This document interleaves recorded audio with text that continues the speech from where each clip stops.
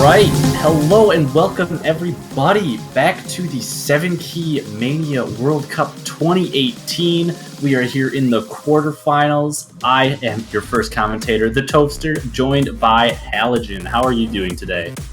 Hey, doing great. First time commentating in this year's 7-Key World Cup. I'm a little late, but at least I'm here. Yeah, it's good to have you back. I'm actually not... the next match that we're about to see is South Korea versus Brazil, it looks like, which is definitely going to be something interesting to look at. South Korea being the favorites the for victory, as they have been for a solid almost 2 years now for both 4-Key and 7-Key.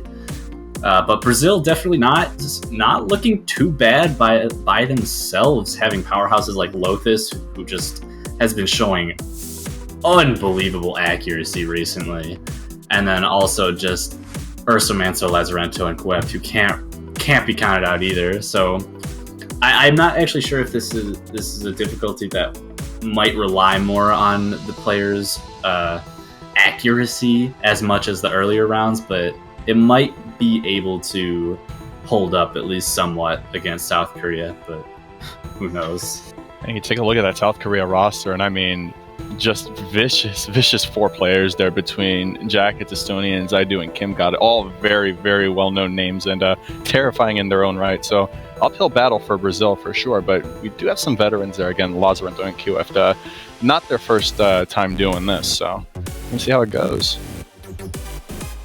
Yeah, but it does seem like we are ready to get into the warm-ups. The first one being, I found this in my trash can. Not sure what team chose this one, but I'm sure it's going to be great. Please, don't delete.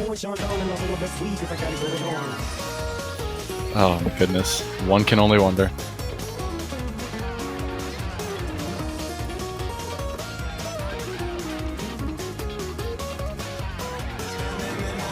Man, so what to look forward to in this match here? I know you mentioned the whole accuracy component, but you got to wonder where the point of convergence is between where you start seeing those nasty accuracy drop-offs because of the increased physical difficulty. We're right around that point on 7K. I noticed that around quarterfinals where you start to see the really, really strong players separated from the players who appear to be strong early on but aren't quite as physically savvy. Yeah, and I think something else that we've been noticing, or at least a lot of players, is that this 7-Key quarterfinals map pool is noticeably more difficult than they have been in the past, especially compared to last year, say. So that gap is definitely going to be even more visible than we would have been able to see if it was closer to the difficulty of last year. Yeah, and that brings up another good point too. With this whole new format of it being only 2-on-2, there's nowhere to hide. If you start becoming sluggish in your play, you will very quickly put a dent in the score gap and just completely ruin your chances. Yeah, well, even though it does give more opportunities for teams that maybe don't have enough strong players to really show any sort of performance if they were 3v3, it still does put a dampering on anyone who's not able to, keep up in the later rounds. One person having problems at that point is going to be a huge damper on the team's overall score and performance. It's just an interesting double-edged sword. You have one side where it's really bad, because again, we had some teams that had 2 really strong players, but in a 3v3, of course, they fall short. But now that one of those player slots are gone, suddenly the whole dynamic is completely different.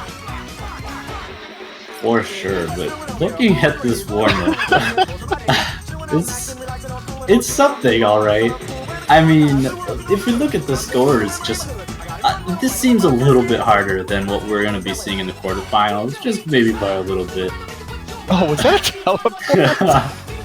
Oh, jeez. But regardless, it's obvious at this point that South Korea does have a much stronger physical capability and possibly dense reading capabilities than the players on Brazil do, just given the accuracies of the players on each side. 2 98s on the side of South Korea, and then Brazil having one player at the high 95s and then one all the way down at the mid 91s. Yeah, QF, they're struggling to stay above the A threshold, and with how brutal this map seems to be, I can't imagine it being too long before that percentage just dips below the A area. Yeah, but like I said, this is a bit harder than we're going to be seeing in the quarterfinals, so not quite reflective of what the overall result is going to be, but it might give us a good idea of where these two teams lie on a physical skill basis. Oh man, Jacad's percentage took a little bit of a nosedive there, just below 97.5. Estonians finally breaking under 98. Yeah, those LNs with... I think there were actually like mini jack type patterns in the middle of those LN shields, which are pretty invasive, especially in a key mode like 7 key where finger independence is like ridiculously important, even just to, you know, play these maps normally, but adding in mini jacks just throws in a whole new layer. Oh, these patterns are so gross. Look at all the different release timings. Yeah. South Korea just not giving in, though, still holding well into the S rank. Although Lazarento also holding pretty safely in the S rank, just at high 95s, but QF not having a good time through that warm-up. Don't think we can blame QF there, and unfortunately falling below the A threshold just barely. Yeah, I would have expected that to be South Korea's warm-up, just based on the performances of them, so I guess we'll be able to tell a bit more clearly once this next warm-up starts, but yeah, it'll probably be something more in range of the Brazilians' skill. Either that or they'll just go full meme. That works too.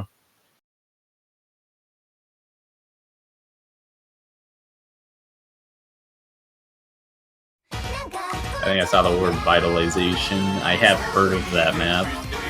I believe it's a long note based map. I don't know if that is their warm-up or if they were just talking about it.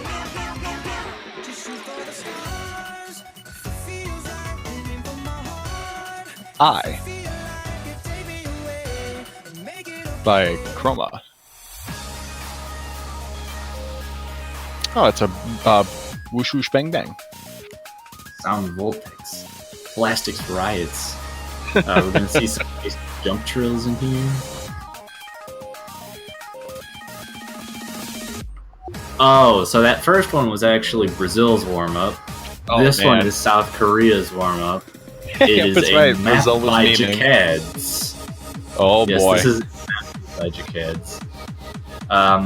If I'm not wrong, he has been sort of advertising a new map he's going for ranked, whose top difficulty is 8 stars, and I can't help but think that this might be that map.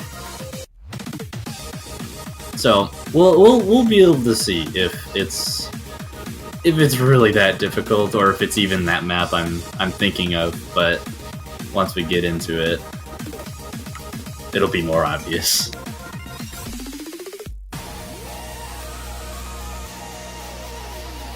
Seeing a little, some sub out there. Lazarento being switched off for Usoman. So, and with how difficult that warm-up was, even though it was picked by Brazil, I imagine a break would probably be a good idea. Yeah, no kidding. Don't really want all your stamina to be gone, or even just your fingers to be tired and like in any amount of pain when you're going into a match that could be as important as this one.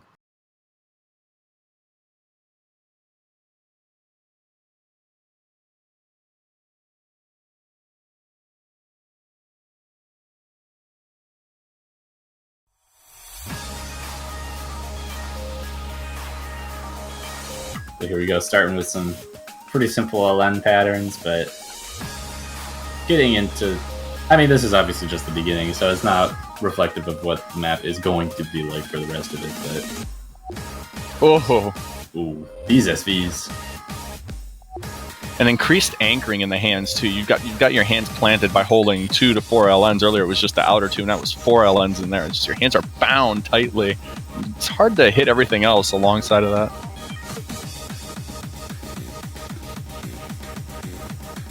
Oh, look at that balancing act. Oh yeah, and like, well, you'll notice this a lot in 7 key maps where they sort of tend to, they'll more commonly anchor, since they have so much more room to work with. Anchoring is something that is extremely noticeable in maps like this. And it's like a difficulty driver too. Yeah, that too.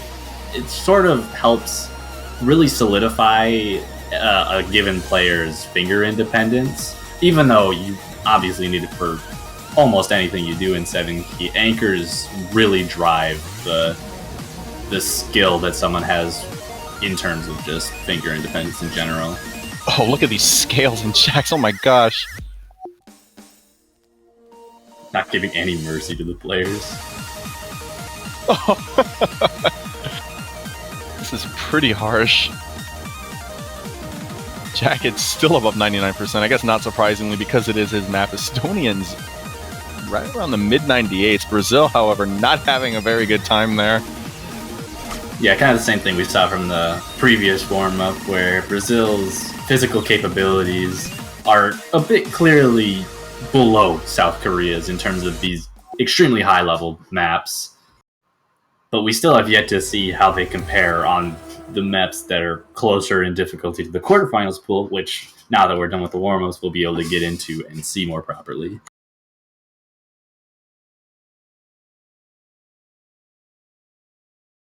So at this point, with the warm-ups concluded, we wait on the rolls. And Lazarento with an 82. That's a pretty solid roll. Did I lose? We don't know yet.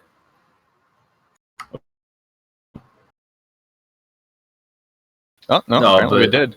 Yeah, South Korea lost the roll in that case, so South Korea bans first. Brazil gets second ban and first pick. I personally don't know exactly what to expect from Brazil's ban. South Korea's is going to be one of the SV choices, as it normally is, or at least I'd assume it's going to be.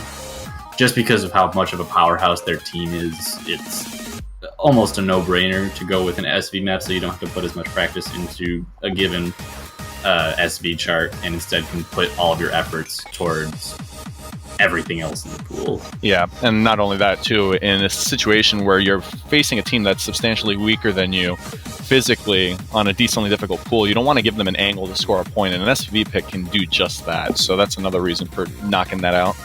Yeah, and they did ban One Day, which is probably one of the hardest SV maps in the pool to learn, given that the entirety of its difficulty is SVs. 1.61 stars kind of does that to a map if it's in quarterfinal. Wow. Oh, man. But I believe Brazil has banned Avril, which is a purely inverse map. So obviously not as comfortable with LNs on the Brazilian side as they probably would hope. And South Korea showing in the past that they are very comfortable on LNs. Not a surprising ban. Yep, and Brazil going with Outside, which is a pretty mixed bag, but it's got some rather difficult SVs to get around, so it should be a pretty good opportunity for Brazil here, assuming they put in the practice. Yeah, and this is kind of like what we were saying before about the SVs and how South Korea's best ban would likely be on an SV chart. A pretty good pick from Brazil's side. It gives them the best opportunity to catch the South Korean team off guard, especially with players that outclass them in terms of physical capabilities on so many levels. Yep, they need that other angle, and this is certainly the song that'll give it to them.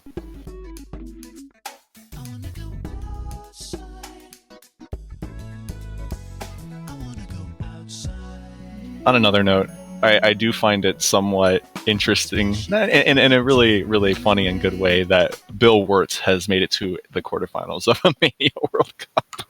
Yes, I am also... I feel the same way about it. I was doing the showcase and saw this, and I was both confused but excited to see what was coming, and I am not disappointed in... Not at all. What this map is and what we've seen out of it so far. I believe it's only been picked one other time. The other two matches, it was banned, I believe. So we haven't seen it too much, but out of what we have, just seeing the players tackle SVs and patterns that are this difficult in conjunction with each other has definitely been a treat to see. Estonians doesn't seem to be very confident. They seem to know the SVs, but they're getting a lot of poor judgments, which means they're probably not very comfortable with it. They haven't practiced it a lot. So gotta keep an eye on that. The score gap is actually not too far. Yeah, Estonians with he did have the lowest accuracy. I believe he still does. The only person, or the only player right now that's hovering right around the low 95, high 94 range, with both the Brazilians above 96, but that difference is being carried by Jacads with 98.5 on this map, a quarter of the way through, holding the only full combo in the room currently. Absolutely ridiculous so far, and there's quite a bit more to deal with, but Jacads is just absolutely plowing through what he's done so far. Lothus actually doing a pretty good job in terms of combo there as well, so keep an eye on Brazil to keep that score gap somewhat close as long as Lothus keeps it up. Yeah, and I think something else interesting to note is that since we've seen Estonians not too comfortable at the beginning, I don't really know how I expect them to do at the end of the chart, since usually, from my experience, when you're working with practicing SV charts and getting them down, it's harder to learn the end of a chart if you don't isolate the sections, because you play the beginning of the chart so much more, just resetting yourself after you practice it each time. So the ending SVs might be something to look out for on Estonian side. SV charts are such a battle of retention because you retain things in blocks. At least that's the best way to take on these SV charts. And it's like you said, you spend so much time trying to get everything down, you don't really have the opportunity to put as much effort into the end. And then when you do, you just start having that convolution of memorizing certain areas, and it just meshes into something very badly. Yeah, throughout what we've seen of the chart, after Estonia sort of caught his ground, we didn't see too many really invasive SBs, but now we're getting into some more, and you can obviously see the players starting to drop accuracy. Estonia's dropping back below the 96, though Jacads still above the 98%, definitely still pushing his team to a 70,000 point lead at the moment. It's a rather thankful situation there, too, because Brazil, Lazarento and Lothus are both above Estonians at the moment. So if not for Jacad's incredible performance, they would be leading this.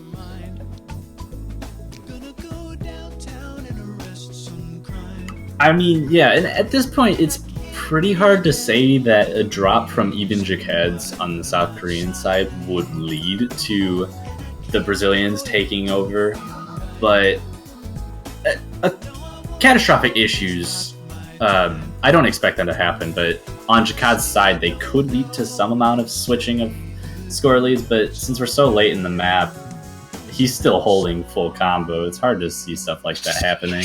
Unbelievable performance. I think it was a one drop, maybe? No, that was a full combo. Goodness. No combo breaks through the entire map, giving them an 80,000 point victory on Brazil's first pick. That is not a good situation for Brazil to be in, because you usually, in these kinds of matches, go with your most confident or what you think you have the best chance at against a specific team. And when you get decimated by 80,000 points on your most confident pick, you're probably not looking too good for the rest of your picks. Nope, you're going to just take the train down just further and further downhill. At this point, all you can do now is wait for South Korea's pick and hope that there's something reasonably close in contention, and hope that they absolutely take a catastrophic tank. That's really all Brazil can do at this point on picks that aren't theirs. And Jacads and the South Koreans continuing to pick maps made by him. Penguin. This is sort of... I guess this is... You could consider this a Jack pick. It centers around mini jack and chord jack type patterns, but also has bursts and some amounts of chord streaming. So it's just a very general rice pick for this kind of stage. Not the easiest map in the pool, not the hardest map in the pool, kind of just in the center. But definitely something I might expect from South Korea to do well on, just given their physical capabilities at a much higher level. I don't expect them to falter almost at all here. Yeah, when you have, again, like we mentioned earlier, these pools are quite a bit harder than in past tournaments. And again, South Korea just so physically capable. So even if Brazil has a solid run that has good accuracy, what are the odds of them outclassing South Korea on something like this? It's going to take a miracle, I would like to think.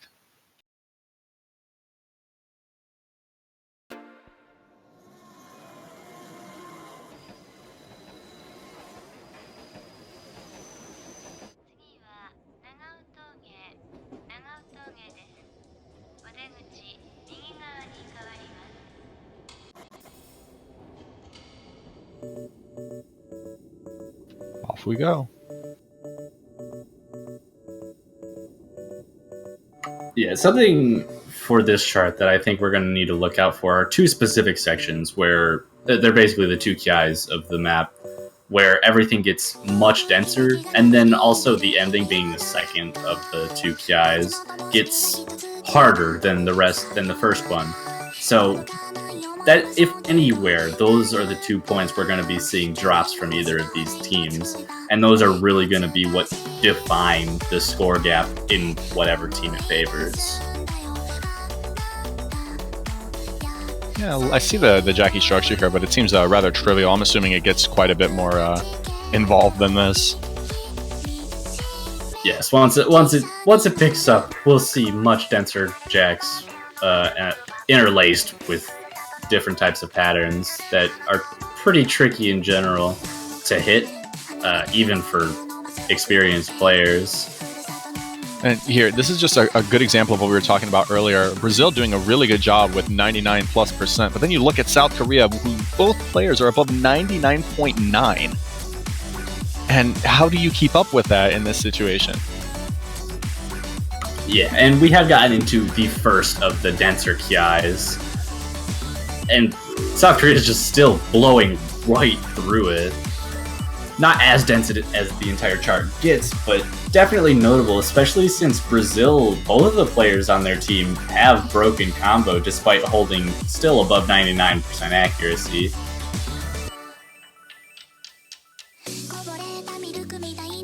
First Ki done, Chikaz with a 99.93.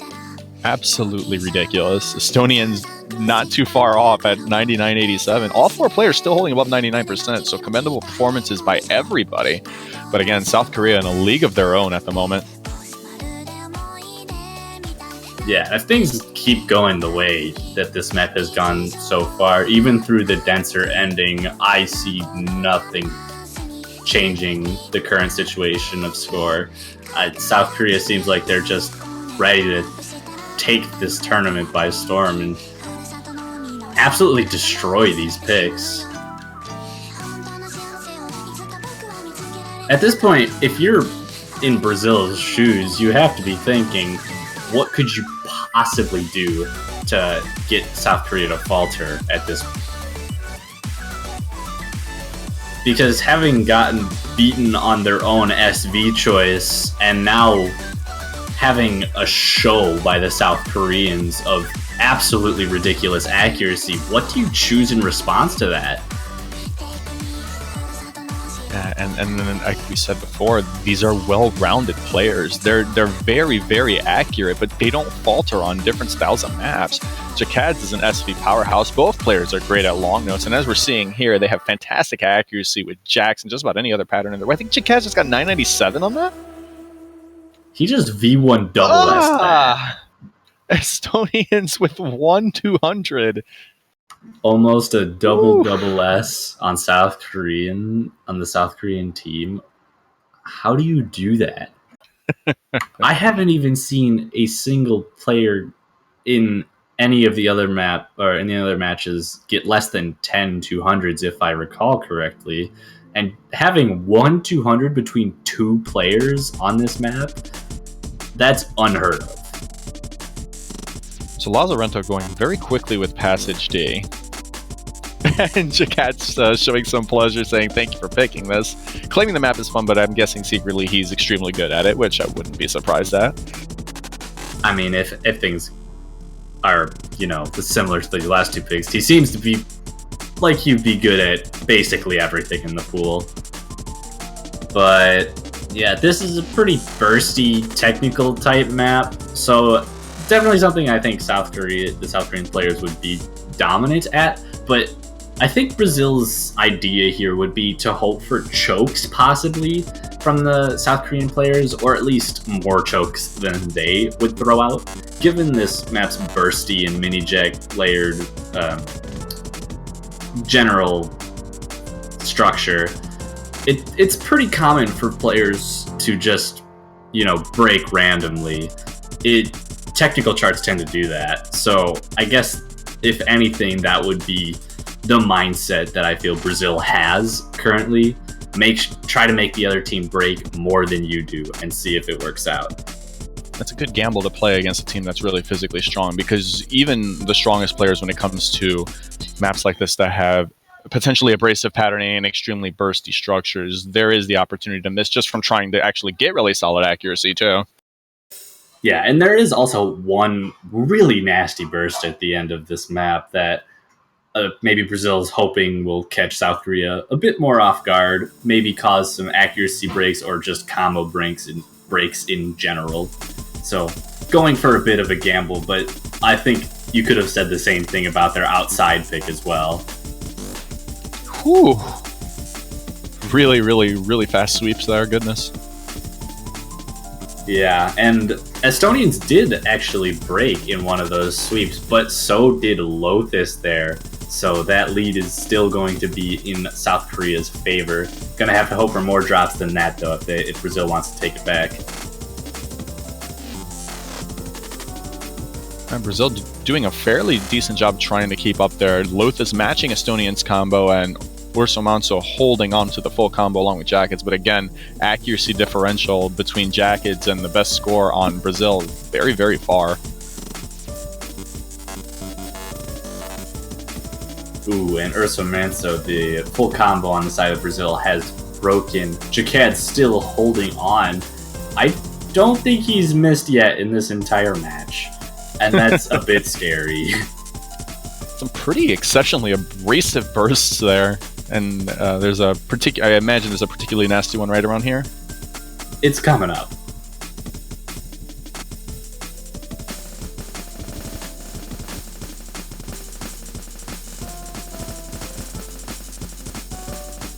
These patterns, even outside of the bursts, are pretty tricky.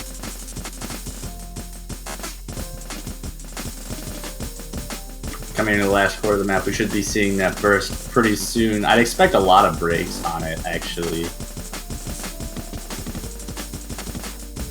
Lothis holding that combo really, really strong there, up to 99.5%. Really impressive showing. And there it is. Both of the Brazilian players dropping, but the two South Koreans holding on to their combos, solidifying their victory on the second breakpoint from Brazil's side. Both of the South Koreans getting 9-200s, just Estonians with the two misses at the beginning. Still insane performances. Without those two misses, the scores are very, very close to identical there. I mean, same 200 count within 20 300s of one another. Was it 14 different? Yeah, that's pretty close. And I got a quick look at that burst that you were talking about there. The burst itself is difficult, but it basically forces a really tight mini jack there on 3 columns. That's really, really gross. Yeah, but now we will be waiting for South Korea's next pick, and at this point it almost seems like they could just go with anything they want. No more SV picks to worry about. They could go for LNs since they saw Brazil ban an LN chart, so maybe trying to take advantage of a weakness there if they do go with something like introductions and variations or the Chinese Orchard. And that's the one they're going with, Shanghai Kuchan. Oh, sorry, not Chinese Orchard. That's a song. My bad. Well, no, it's the same song. This is just an extended. This is the extended version, or the updated version. I saw the song name. I was like, "That's not it. That is it. That's not it." It is. Whoops. It is the same song. But yeah, so they're going with some tricky LN release play, hoping to catch Brazil off guard on a skill set they seem to be weaker on, just based on the bans. Probably going to be a really strong performance from South Korea. Going to try to put away Brazil.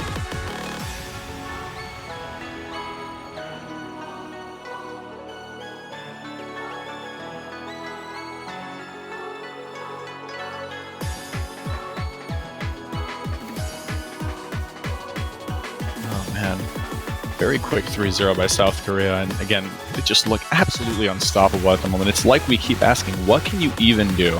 And it's like we don't really have too much of the way in SV. We saw one day get banned, right? That was one of the SV picks. Yes, and then outside was picked by Brazil, which just got crushed by Jacads. Yeah, there's really not too many angles. That's so unfortunate. I feel like with South Korea, we've been asking ourselves, at least in Mania, what do you pick against them for a very long time? Yeah, you've got to be able to basically go toe to toe with them physically to have a chance at even getting any points, because they're so well rounded. And if you have any sort of hole in your skill set, you're basically done for, because they will exploit it.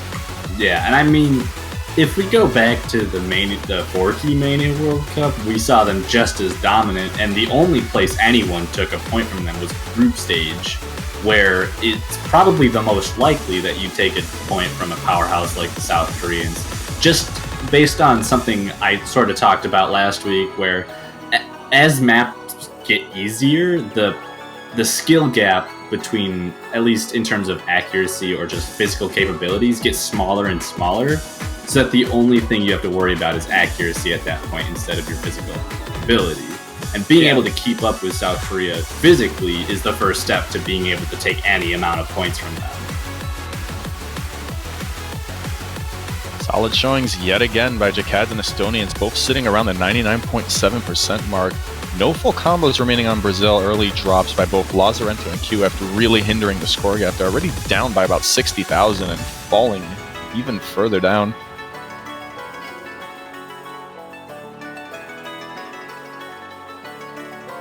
Yeah, one of the Brazilians 2 full percent behind the South Koreans, one of them more than 1% behind. They're gonna have to hope for a lot of breaks from South Korea to have any chance to come back into this. It's a very interesting section of the map there. I like the intricacy of patterning there. Absolutely not phased by... Oh, Estonians finding a brief drop there, though. Recovering very quickly. Dropped it almost nothing in terms of damage to percentage there. In fact, even with the drop, Estonians does have the highest accuracy, despite Jacads having the highest score. We're hitting the section of long notes here, and Lazarento having a very difficult time there, unsurprisingly. This is quite difficult. Yeah, the element play getting a lot denser toward this ending section, just getting harder to read, harder to coordinate properly. Not a surprise that we're seeing more breaks come from the Brazilian side, although Jacads, again, holding on to the full combo for the 4th map in a row. I think with regards to the quarterfinals, misses are not in Jacads' religion, so we're not going to see any, I'm guessing. Yeah, I wouldn't be surprised if we saw him do this sort of thing, at least get close to doing this sort of thing with the semifinals pool, though I don't know how difficult it's going to be. So I guess that's really what you have to watch out for with South Korea, is when they actually do start dropping. That ratio by Estonians, what? I mean, Jacads has an even better ratio. 4 200s. Yeah, 4 200s is insane. Actually beating Jacads in terms of score despite the miss because of that insane accuracy. 177 points. That is absolutely incredible. But possible match point right now on Brazil's pick. They gotta pick whatever they can to hope for as good of a chance to take a point. But it looks like they're just rolling to pick what map they're going to play. In their situation, I can't say I entirely blame them. Yeah, see, it seems they're starting to lose a bit of confidence against such a powerhouse like South Korea. Talking about Arkwin, so I'm assuming we might see a choir jail pick. There it is.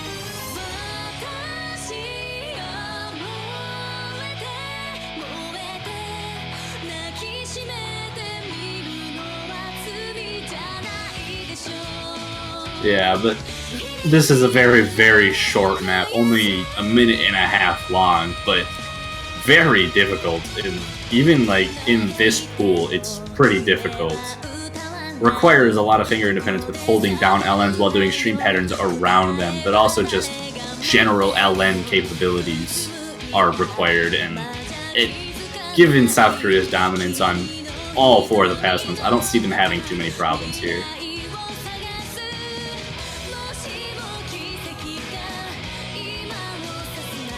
Well, at least Brazil gets to go through this next song, and if they don't have expectation to win here, at the very least their pain is almost over with how short this song is.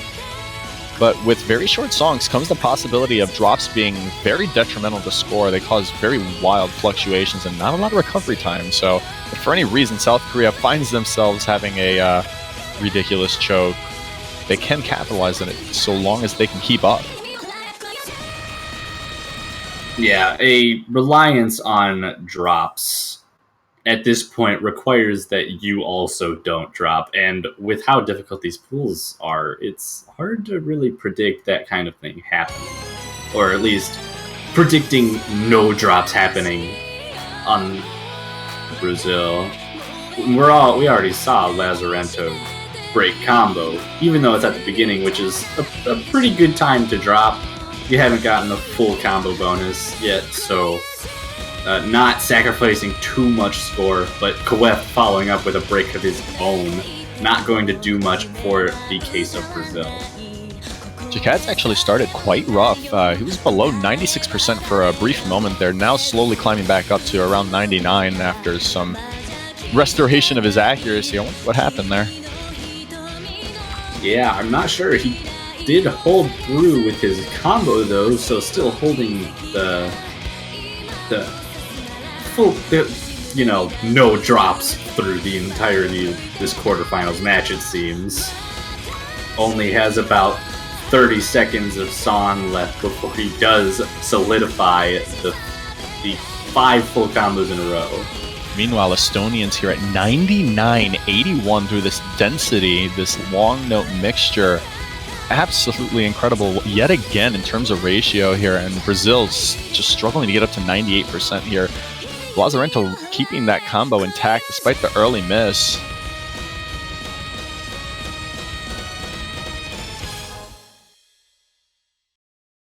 And it looks like South Koreans are going to take that final point by a staggering margin of 150,000 points.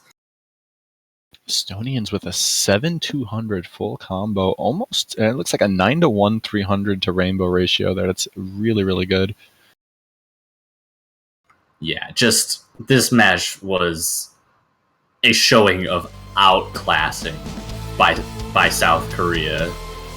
Brazil did not seem to stand a chance on so many of those picks just based on the physical capabilities and overall skill that we've even seen in the past from the South Korean team. They do not let up. Well, you wouldn't expect any different from them at all. Yeah, but that is going to be the end of that match. South Korea does take the victory. Moving on to winners semifinals. Brazil, having lost, does not get kicked out of the tournament quite yet. They will move down to the losers bracket where they will face an unknown team at this point, I believe, in the losers semifinals. But with that, I believe we are going to be going into a 15-minute break before the next match starts, which will be Singapore versus Chile. Got anything to say before then? Nothing really. It's just be here for the ride, I guess.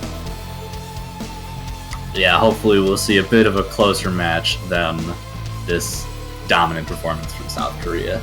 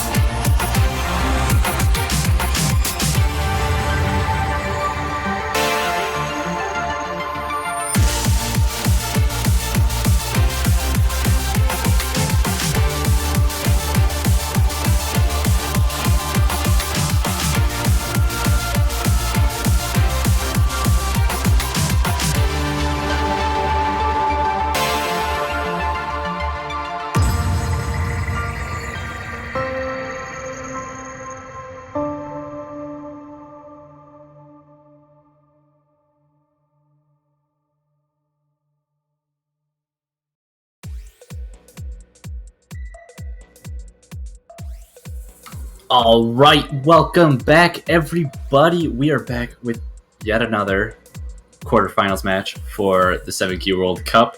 I am still here, the Toaster, joined still by Halogen. Hello, hello. This time, instead of seeing South Korea versus Brazil, we will be watching Singapore versus Chile. Undoubtedly going to be, hopefully, a closer match than what we saw just prior to this. These two teams definitely more closely matched in general, I think, closer to each other in terms of skill. So definitely gonna be a more interesting match to watch, I think. Yeah, I'm excited to see these two teams in the semifinals, or excuse me, in the quarterfinals, trying to get into the semifinals. It's going to be a good bout. One quick thing to note here: if this match goes the distance, we could be kind of interesting because, as you can see right on the stream there, Chile only running with those two players and nobody else, Scalim and Gonzalo by themselves, whereas Singapore does have some wiggle room to swap players out. Yeah, we saw a bit of the effects of that last week, actually, because Chile's round of 16 match was against Japan, and their match last week went to tiebreaker. So they had a taste of what it was like to play 9 maps straight. And if this does that again, I can only imagine the kind of mental stamina they'll have to endure, not to mention the physical stamina that they're already having been endured through all the matches they've had. Can't wait. Just got a little ways before this match starts, like another 5 minutes, but I'm really, really excited. And Singapore's team, very familiar names to me. I haven't seen them play all that much this World Cup, but just from my own understanding, my knowledge, Paralit, of course, having very, very good accuracy, and I imagine some of that applies to 7Key as well. And I remember Bye For Now, I believe, is also a veteran, not their first World Cup. I recall them being pretty strong themselves. Yeah, also notable is that just like the previous match we watched, this is a winner's bracket match for the quarterfinals. So no matter what the result of this, we will be seeing both of these teams next weekend in the semifinals. Just one will be in a better position than the other, one staying in winner's bracket and the other being dropped to loser's bracket. That's right, and the result of this match will determine them playing against the winner between, what is it, France and China, I believe it's? Let me check. I might. They will be facing the winner between China and the Philippines. Philippines, that's right. And I believe that match already happened. I believe China already has taken the victory in that match. Ooh, China for the semifinals. Very, very rough. Next opponent for either of these teams here.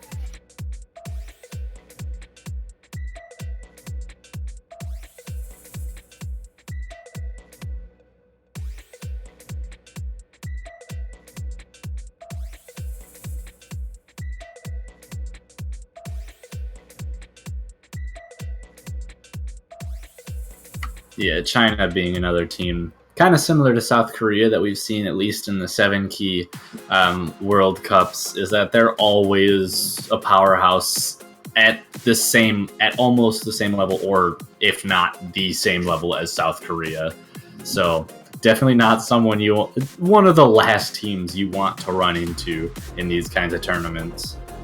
Yeah, I mean, a quick little rehash there. 2017, we saw South Korea winning the cup, and I believe second was China, if I'm not mistaken. Yes, last year that was the results. Yep, and then 2016 was the flip yes, order. China won. So very, very strong teams in the horizon. But then again, this match is also an opportunity for these teams to face China. Sort of, I guess, going off of a positive take on it is that they have an opportunity to take points from such a powerhouse, or possibly get an upset performance, which is something that you might not try to hope for all the time, but it's definitely something that you want to at least give yourself the chance to do. And this is exactly what these two teams would be in a situation for. With all of that in mind, though, we are getting started with our first warm-up here, which is Rocker level 22. I'm not sure who picked this warm-up, though. The source tells us it's from BMS, which tells me we're going to see a lot of pretty tough chord streaming, and if the two teams are following similar warm-up choices as they were last round, I'd assume this is Chile's, because Chile, for their round of 16 warm-up, also chose a really dense BMS chord streaming file. Hey, they love their rice. They love this density. And you mentioned before the match started that Chile does only have these two players, Scalum and Gonzalo. But even so, they're so skilled in what they do, and you can see how good they are at stuff like these rice patterns, and definitely no slouch in terms of SVs.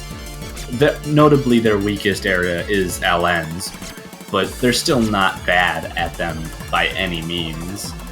I so badly want to see this match go blow for blow, song for song, between really technical and really rice-heavy picks versus the log note picks, and I just want to see it just go back and forth. That would be such a good call in here. Yeah. It does seem like Singapore's not too comfortable with these denser types of picks, so it seems Chile, with this kind of scouting, will have an idea of what they want to pick in this match. Probably going to want to go for things like Good Bounce, which is pure chord streaming, or something possibly like Passage D with the technical bursts and whatnot. Probably just feeling really comfortable overall on the rice type picks, obviously, as we can see through this warm-up choice. Incredible density here in this back section, my goodness. Viper now absolutely suffering, falling below the S and not looking to get any better there.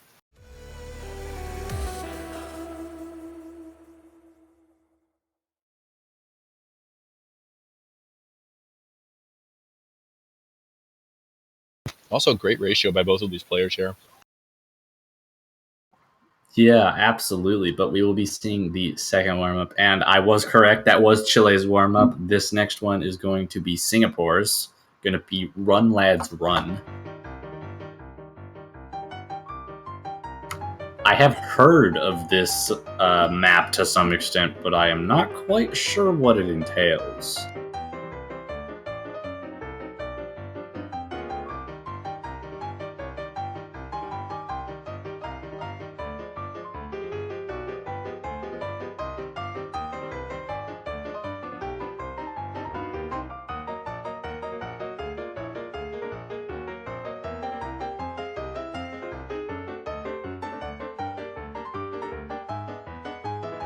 So this is Singapore's warm-up. I apologize, I did miss that for just a split second there. Yes, this is Singapore's warm-up. Just by listening to this song, I get a feeling that perhaps this song is going to be a little bit closer in terms of density and structure to what we might see in the quarterfinals. Yeah, I could see that also happening through this map, but can't be too sure until it actually starts.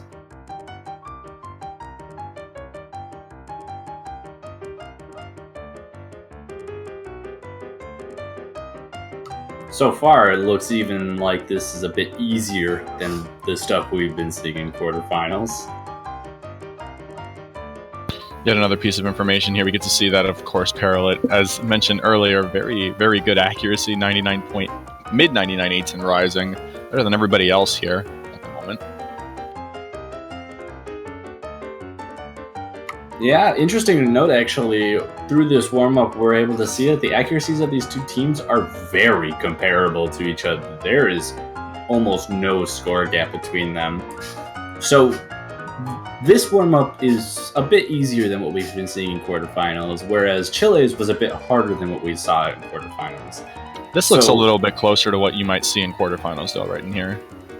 Maybe still a bit easy, but yeah, it's definitely getting closer. Accuracy on Singapore's side still holding strong enough to keep a lead against Chile, so definitely showing that this might be a very interesting match. The song just completely cuts in BPM there.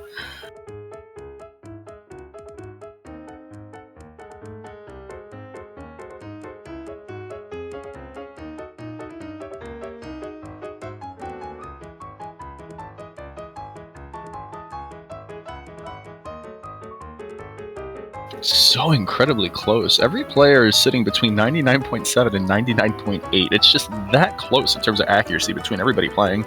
Ooh, right there, Gonzalo does find a combo break, but so does Paralit as these chords start to speed up. Getting a bit harder now, I think. I think so as well. Look, the score's flashing like crazy right now. Well, but it looks like it's safely in Chile's side. Now we see their incredible skill. Oh my goodness, what is going on? Oh, Rami having hold of it, but missing on the last note. Interesting information there. Yeah, I think it's safe to say that Chile definitely has a bit more physical capability, or at least physical reading capabilities, when it comes to stuff like chord streaming. But Singapore definitely not too far behind in terms of just keeping accuracy in those kinds of patterns.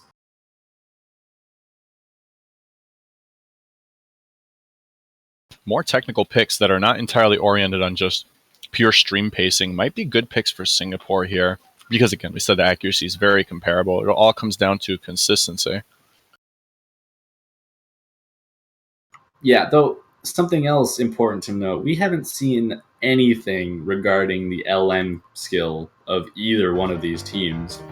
I mentioned earlier that Chile is likely weakest in LNs, but I don't know if I can say the same about Singapore. So LNs might also be a point of attack for Singapore to put against Chile.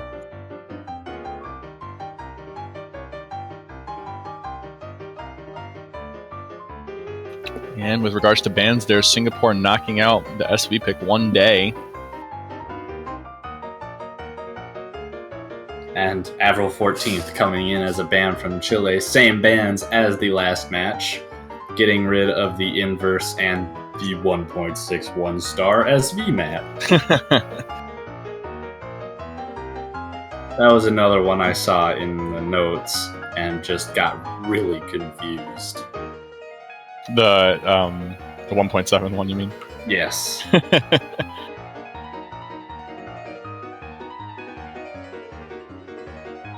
Actually, what's funny about these two choices of bands is that One Day is obviously the lowest star rating map in the pool, but the Avril 14th, the other map that's been getting banned pretty much in almost every match. I think Avril 14th actually has a 100% ban rate at this point. I might be wrong about that, but it's close if not. That is the second lowest star rating in the pool at 2.91 stars. So pretty interesting way to ban. Just get rid of the two quote unquote easiest charts according to Usmania's, difficulty rating system. And I also like how we're starting with outside again. It's always a good point of attack if the map is open. Absolutely. Especially if you feel comfortable enough to, perform remarkably well on it. Like, if you have 2 S ranks on this map, that might be enough to give you confidence to just outright pick it right away. Ooh, Scollum's got some incredible comfort. They're 99.4, not flinching at all by any of the changes that are going on here. Gonzalo not quite as good, but still holding the full combo. So it's going to be really close.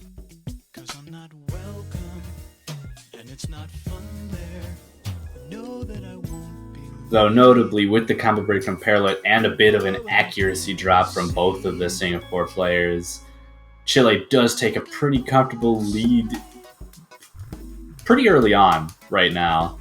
Obviously, there's so much more map and anything can happen, but they're showing strong performances thus far. And they're looking good for the time being. This map is incredibly difficult to practice because there's just so many different variations of structure and scroll velocity changes that it's really tough to just get your bearings at any given point unless you just really practice this. You burn a lot of time for practicing the rest of the pool.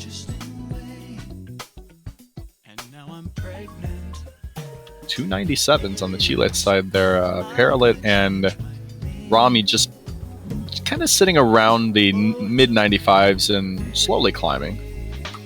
Yeah, Rami with pretty. I mentioned that Rami had the only full combo, but I guess at least I quote. I didn't curse it, guys. I didn't get to say it, but that was yeah, your it was my intent. His accuracy was pretty low in general, so the full combo was not carrying the team as well as it could have if his accuracy was stronger at the time. But with that miss, it definitely gives Chile more of a chance to just increase that score lead they already had. The song's got a fair amount of duration to it, and they have about 50,000 points into it, so that's a pretty substantial lead.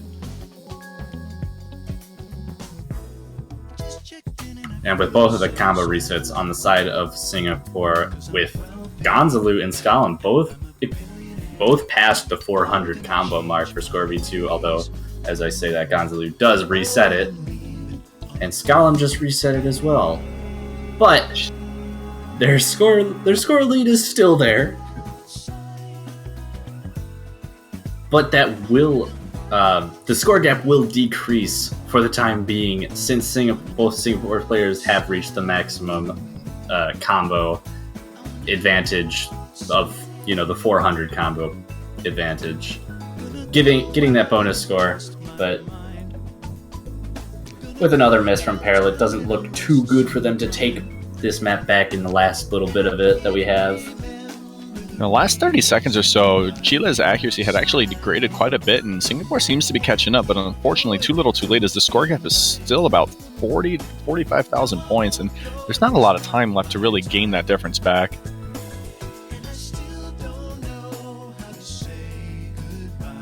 Yeah, with both of the Chilean players having higher accuracy than both of the Singaporean players, not much you can really do to take a score lead there. Not in Mania, anyways.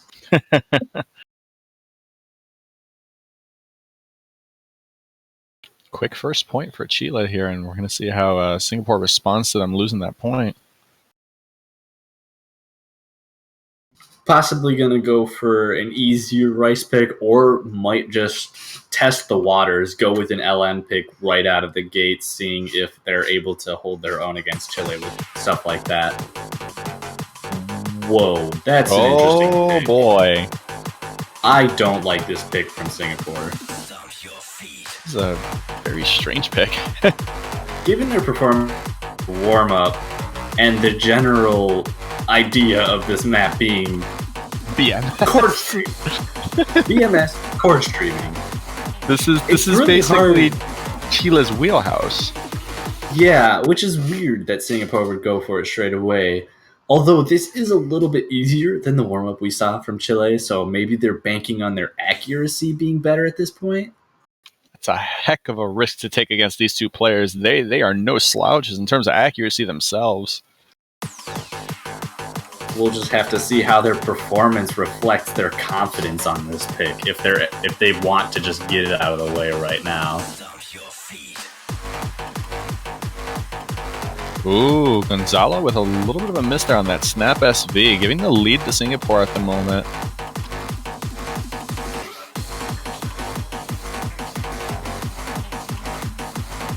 Rami being very comfortable with these patterns, 99.77 and climbing. Skalem down about 0.1%, but Paralit finding numerous drops, and that lead jumps right back to Chile. Both of the Singaporean players finding drops in that transition into the easier section.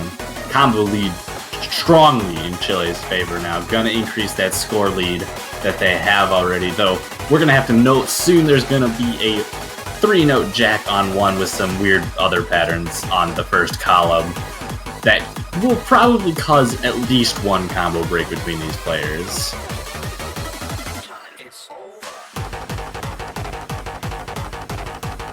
Ooh, a little bit of a change in pattern structure here, a little bit nastier in terms of structure actually. A lot of brackets in between hands there.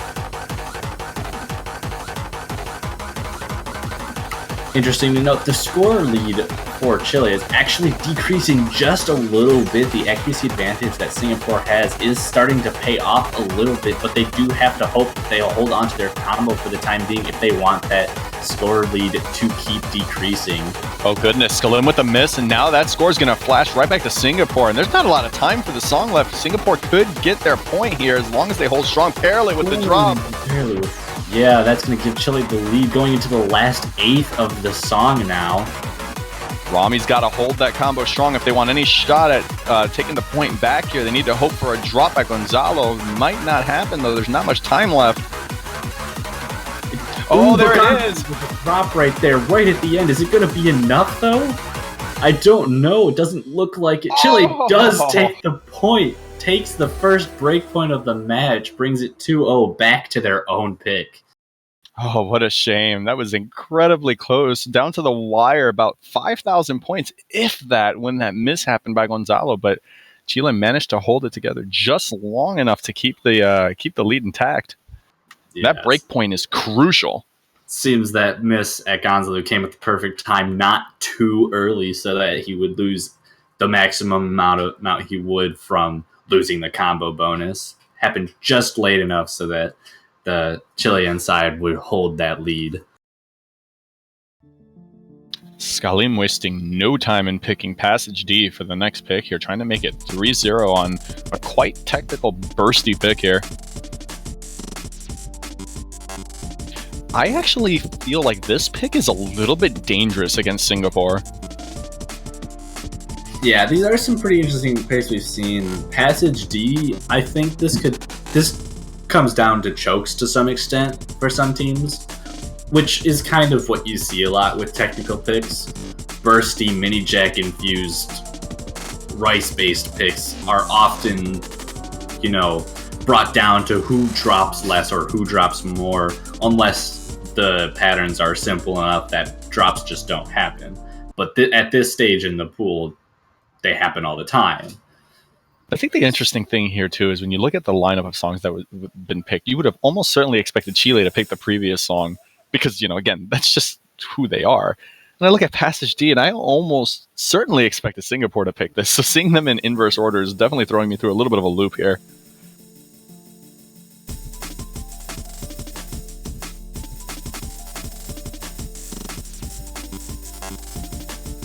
Starting right at the beginning, Skalim dropping already, but so does Paralit, sort of evening each other out. But Skalim dropping again, giving the score lead right out of the gate to Singapore. Again, sort of showing that whole risk factor that comes to play in these kinds of technical charts. If you drop more than your opponent, you're almost guaranteed going to lose at that point, unless your accuracy is miles better.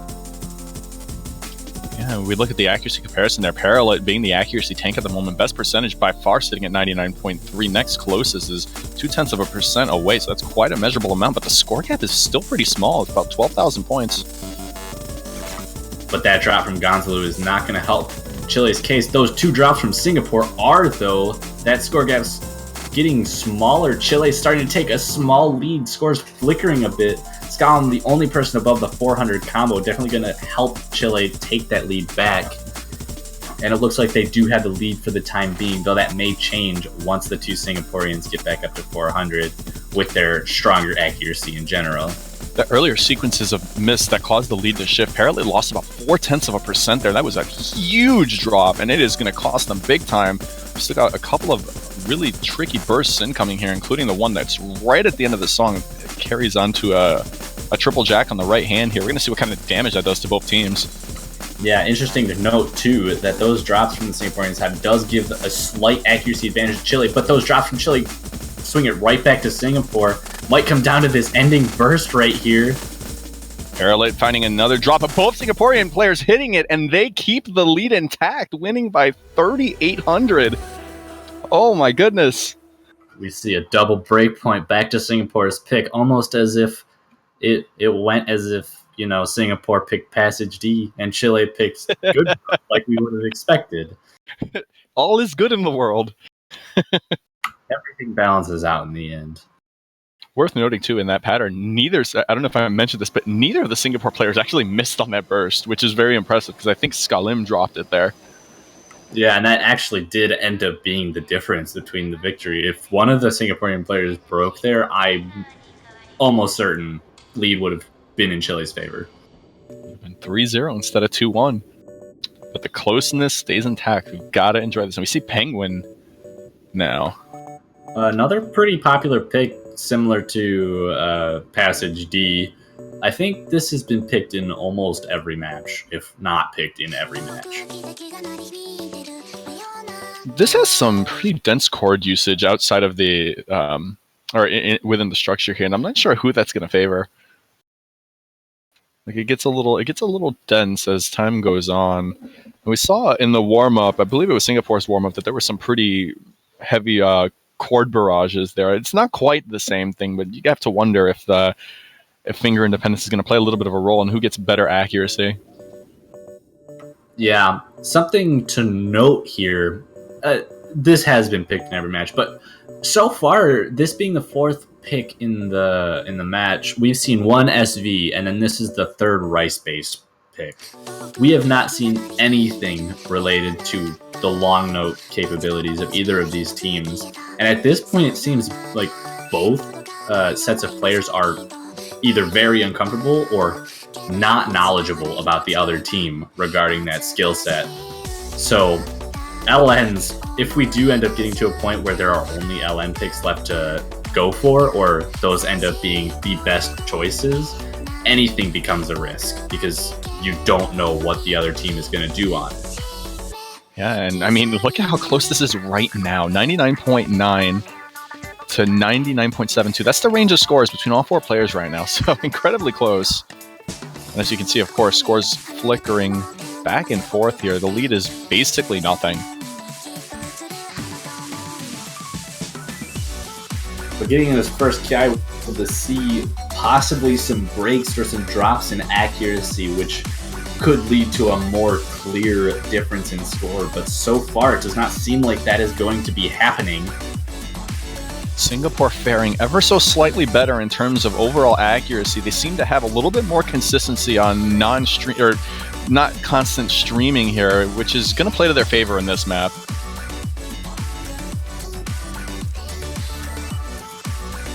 Parallel very close to 99.9% accuracy there. Rami is sitting comfortably at 99.8, but the two Chilean players a fair bit lower than that, and that's going to help the lead grow a little bit more. I do believe Parallel dropped.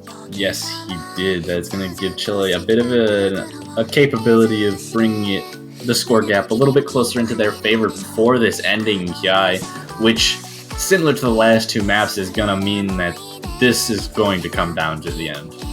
Down to the wire once more. Accuracy lead clearly in favor of Singapore. However, with that drop from Parallel, scores are neck and neck. Yeah, got another really difficult transition into the next KI as well. That could be the bringer of drops here. There we go. Starting to see the 5 hits, and it's going to start to increase a little bit here. Oh, no damage on either side there. Score lead staying mostly the same. Chile seems to be able to keep up with Singapore better than they were for the first KI. However, Singapore does seem to be taking a small bit of a lead.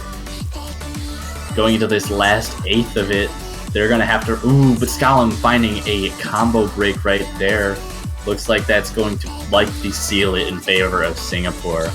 Yeah, that far into the song, that miss is absolutely fatal. Parallel's accuracy, absolutely incredible through a good majority of them. They're going to take it by around 11,000 points. Substantial ratio lead, definitely. Look at Parallel compared to everyone else. Lowest 300 count, 8 200s. Unfortunately, finding one miss a little bit early on, but just fantastic performance. Rami with a very solid showing themselves. I believe that was a full combo. And Gonzalo also with a full combo. Slightly better ratio, but a little bit weaker on the 200 count. We are now 2-2. Yeah, and fun note about the pool and what maps are left. There really is only one pure rice pick left. and that's Deus Ex Machina, which even so has some short LNs that can trip people up. But after that, all we have are either mixed rice LN picks, or just full LN. Yeah, there's not much left. This one is probably the closest to full rice besides Deus Ex Machina, but the solo between the second and third choruses is a long note storm. I think that's going to be an interesting place to look for these two teams.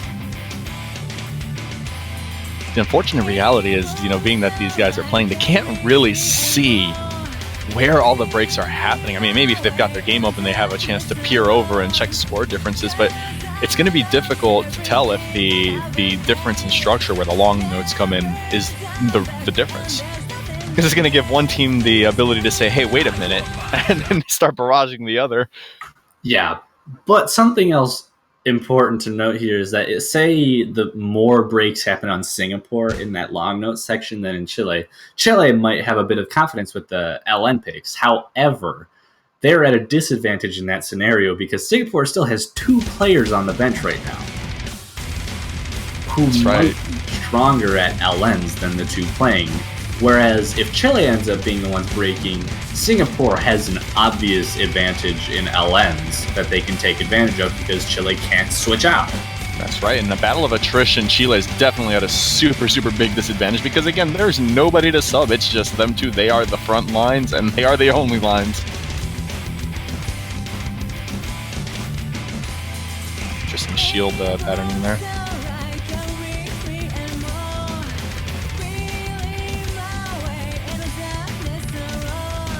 But as we go through this intro to the map, I think we'll be seeing pretty similar results to what we have been. Pretty close performances between these two teams through the first sections of the map. But like I said, the important part to look for is that LN solo section. Yeah, structurally, these patterns are generally trivial for both teams, rather, I imagine. Those jacks coming into this section were a bit fast, but both teams were able to handle them pretty well regardless, so score's still very, very close as of right now.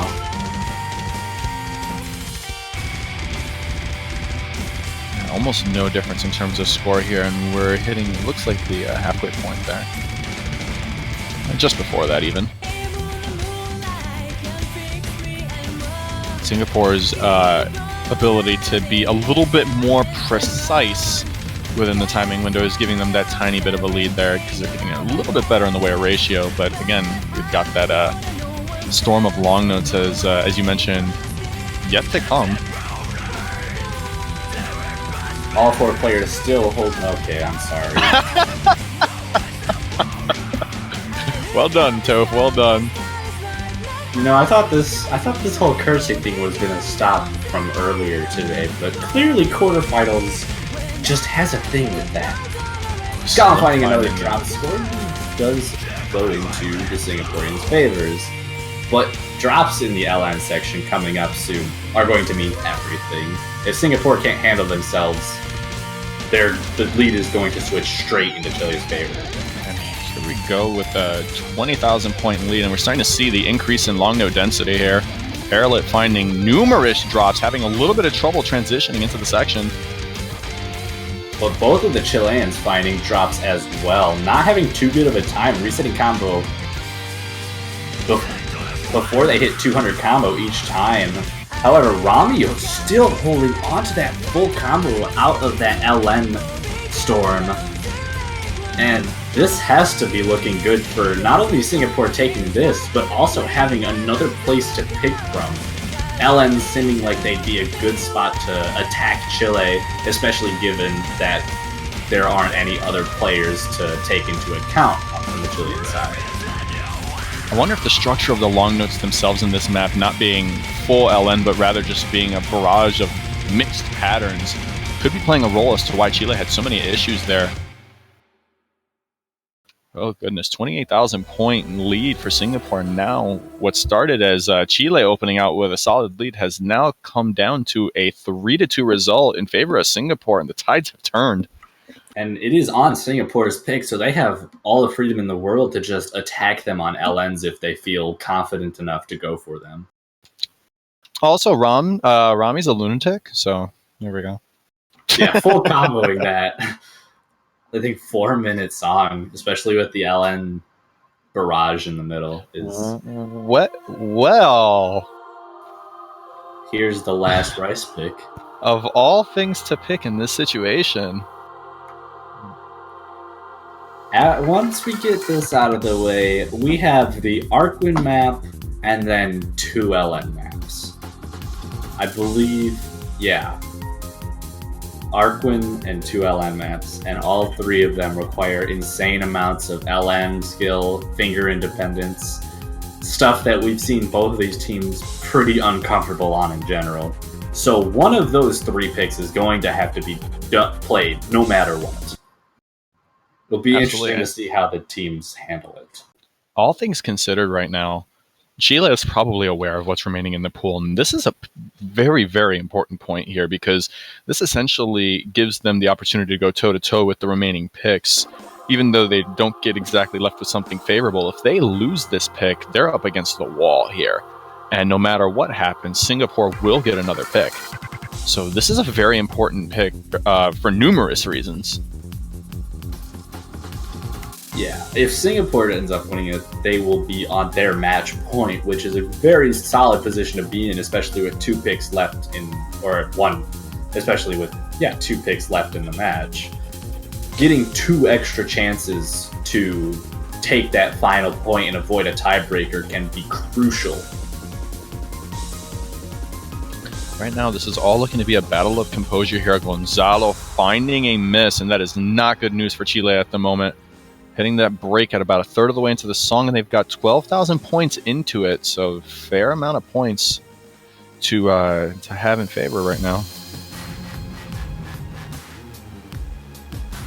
Accuracy is notably in Singapore's favor pretty heavily at the moment. Rami holding above 99.5, by far the highest accuracy of the room.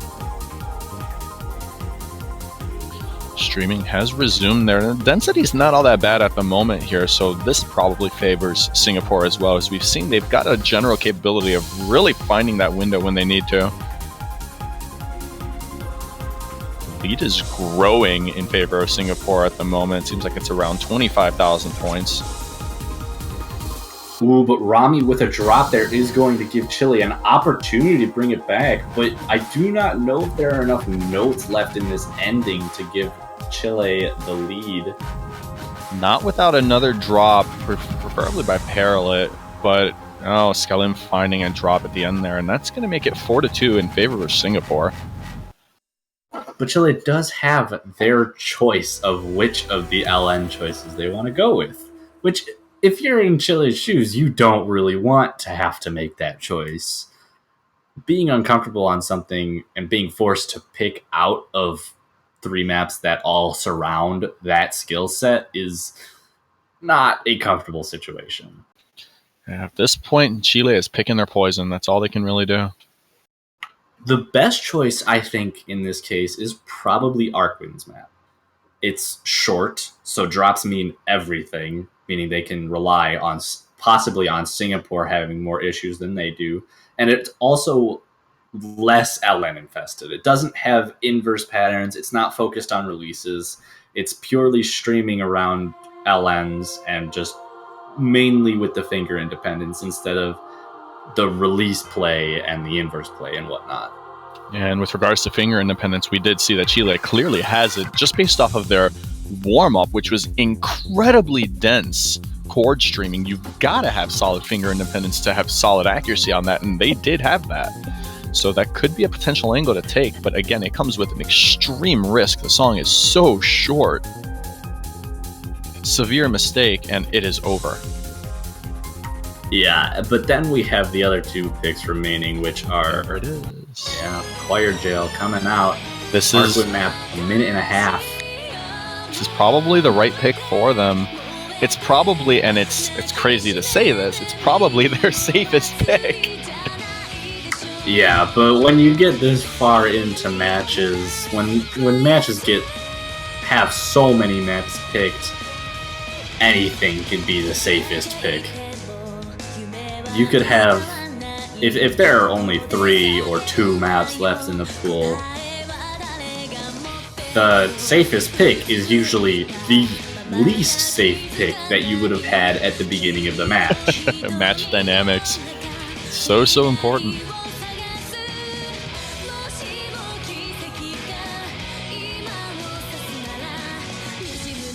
It's not quite the blow-for-blow match as expected.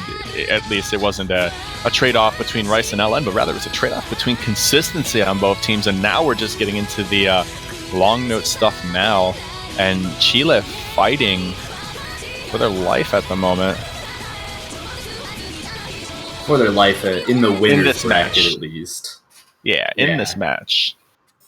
Not for the tournament. They are still here after this is all said and done. But to stay in the winner's bracket here, pretty short pick. It's all going to be determined relatively fast.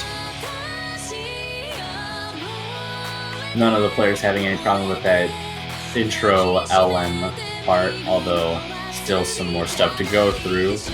Haven't gotten into the real meat of the chart yet, though, so still more to see. Gonzalo with an extremely early miss. This density seems to be a little bit tricky for all these players here. All the players having comparatively lower accuracies. Could be the balancing act that we talked about, since again you are streaming around a lot of long notes.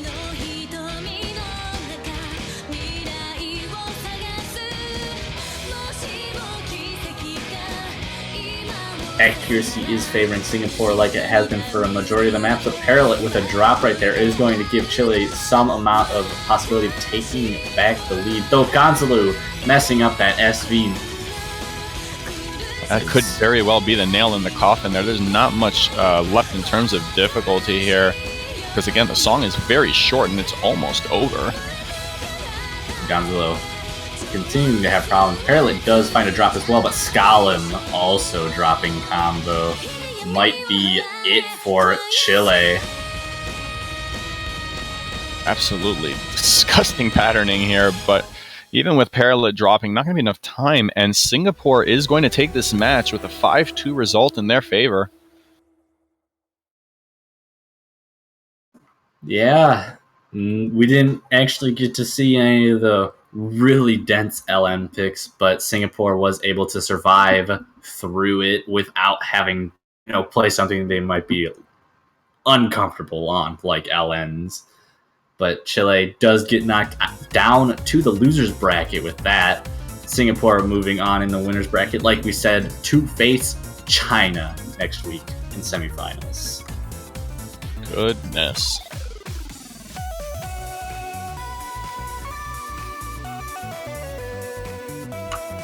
But with that is going to be the end of that match. We do have one more match coming up in this block. It is going to be United States and Malaysia facing off against each other, also in the winner's bracket. That is going to be in about 23 minutes, so similar to last match. We will be taking yet another 15-minute break. But this time, it is not going to be myself and Halogen joining you as your commentators, but rather it will be Lusty Platypus and Potassium F, the Australian duo, taking over for us. Anything left to say before you leave? No, it's been fun. It was a great set of matches, and I look forward to the match to come. Yep, so stay tuned for the last match of this block.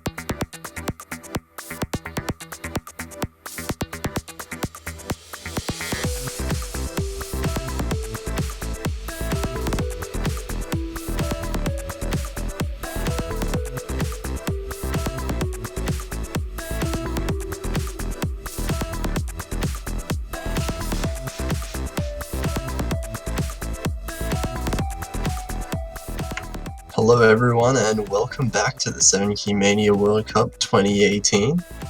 In the quarterfinal stage this week we'll have United States versus Malaysia up now. I am Potassium F and I'm joined here by Lusty Platypus himself. Hello everybody, I'm back again with the Cursed Commentators Confirmed. Yeah, we're excited to have some nice curses this match. See if we can make this a close match. Let's go. Yeah, this match is pretty interesting. Both these teams have actually been performing really well up to this point. We'll have to see whether or not they can continue that streak. Obviously, this is in the winner's bracket, so neither of these teams have lost yet. But of course, one of them's going to have to after today.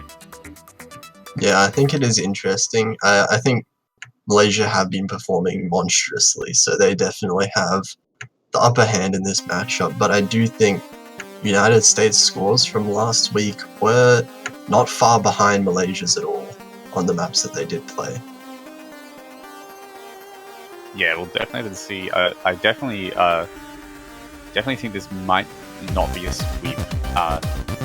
There's room for each team to kind of take points back and forth, and then it really depends kind of on the individual performance, I suppose. Like Chiwi, a standout player on the Malaysia team, has been playing extremely well throughout the entire tournament and setting some like monstrous level scores. Yeah, Chiwi's been actually popping off. But that said, United States did have an extremely strong showing on both of the SV maps last week.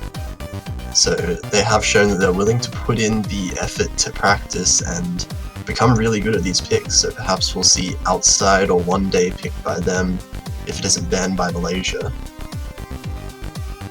Yeah, I think we'll be getting a lot of information from the picks and bans in general. Normally, if you see someone ban one day outside, could be a good choice. But people might also just be banning the SV pick because they want that consistency in their picks, and there's always the chance that you mess up the SV pick quite drastically. Yeah, SV picks do have a lot of upset potential, so it is quite common to see the favourites of the match banning that. Another interesting thing that I noted is neither of these teams really played LN maps much in past stages. United States did play Grade 3 last week, had quite good scores on both of their players for that map, but Malaysia, quite, I wouldn't say unproven, but they didn't quite decide to go for any of the LN last week, so perhaps not as comfortable with that as with their ultra strong accuracy. Yeah, we'll definitely be seeing a bit more information about that, probably in the ban stage. Talking about the favourite of the match banning, SV, we did see South Korea, I believe, ban one day as well. So that is important to note. Yeah, one day is the one map of the pool that everyone would complain about, right? Because I mean, the patterns themselves are not that hard, but the SV is so unfriendly to sight read. You would think most players would just open up the map and pretty much quit out of it instantly. One of those types of maps. Yeah, definitely. Aside from that, we also have Avril 14, which is another map that's seen quite a lot of attention in terms of the bans. I think it's 100% ban rate at this point. Yeah, I was about to say, I'm pretty sure it is 100% ban rate, and I'm almost certain that if it doesn't get banned, both teams want to pick it. And I do suspect that it will be banned, because it is just such a difficult map to play. It requires such extreme finger independence and control that even at that low BPM, it's extremely hard to maintain a combo. Although we're coming into the warm-ups here and we're seeing a difficulty called LN Overjoy ASC. I wonder what kind of map this is. Yeah. Quite curious. Oh, wow, there's a lot of LN. Man. Stupid man with the flashlight.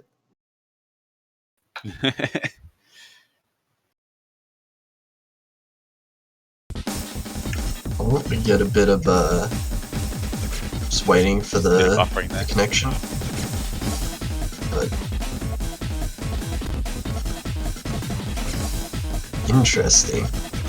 So we see some extremely difficult LN inverse-like patterning here. Yeah, we can see pretty much everyone's struggling with this. Superman on the flashlight. And no one seems Seems to to actually be doing quite well Oh, compared to everyone else. okay, then what was that? This is just But, getting insane. Yeah, what's going on? So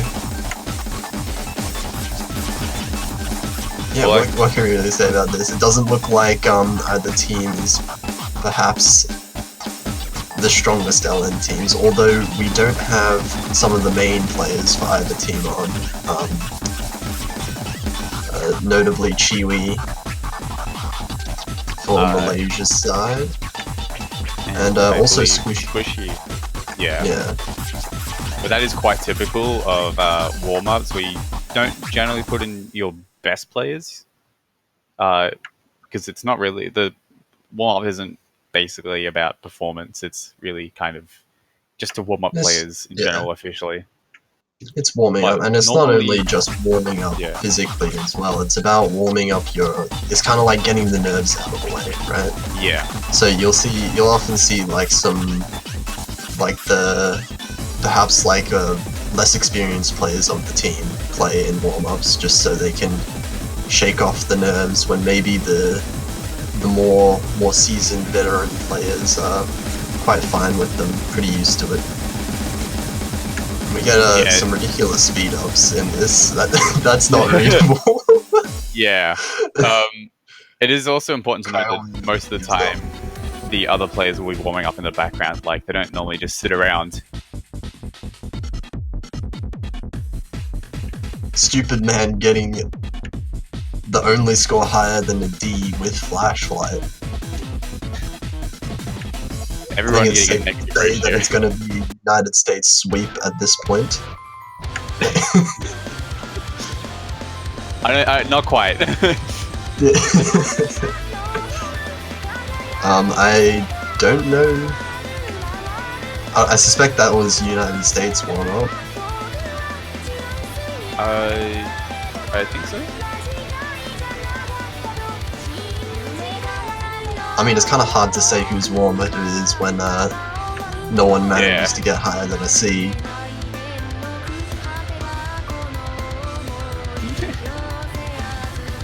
Stupid Van being a bit worried that Chewie is actually here.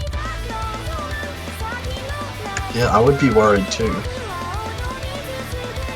Definitely a player to look out for.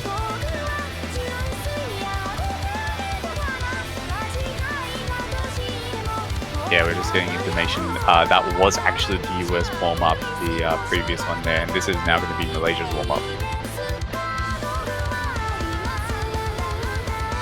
So perhaps we'll see something a bit more, I'll say easier.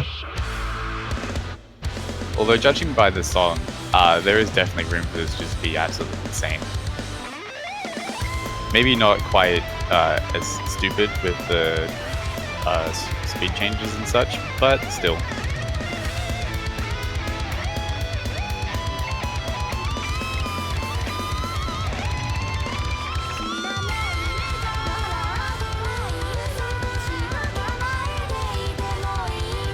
Seems like I'm just waiting on a player to switch out for Chiwi here. Or maybe Chiwi just gonna quit out of the lobby. I'm not too sure. Yeah, just waiting for both teams to be ready.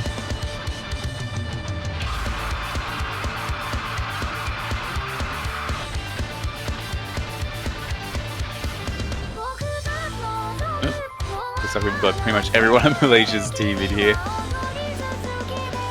Yeah, and we're gonna see Squishy and Malaysian Idiot coming in.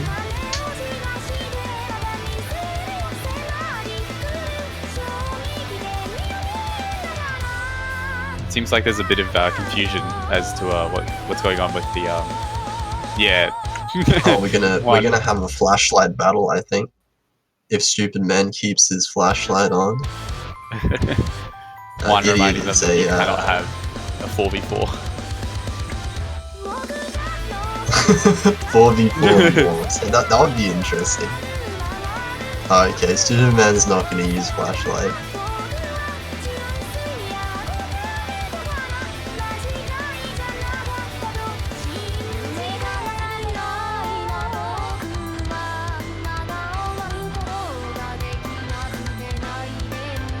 Looks like we've got the rosters for the warm-ups now actually figured out.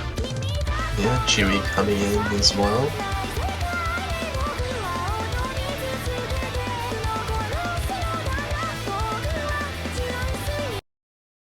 Malaysia just making sure all 4 of their players are nice and warmed up for the match. Malaysian Idiot predictably going with the flashlight.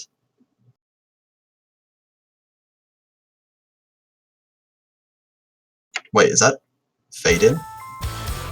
From Squishy? What is that? Yeah, I think that is actually faded. That's disgusting. Who plays Fade-In?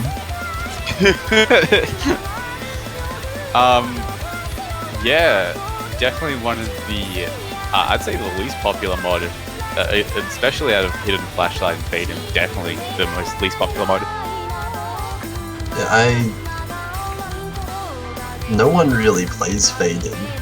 Definitely out of all the visual mods. It's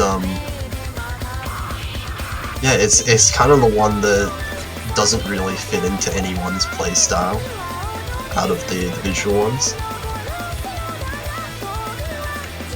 Yeah, it does actually go quite low, the Fade-In bar, but it goes up with, it goes down the more combo you have, and Squishy seems to be having trouble getting to that threshold. Even though map might be a bit simpler, it's just you have to lower your scroll speed so much, so it looks like there's so many more nodes than there actually are on Squishy's end.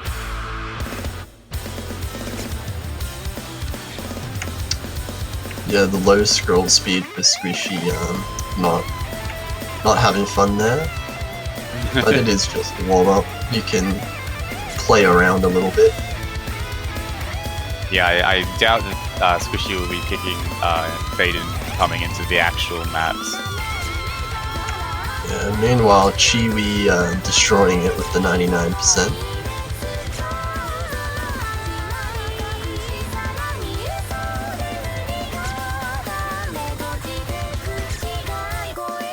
It is pretty funny to see the players though kind of messing around during the warm-ups, just kind of experimenting around with what they can do.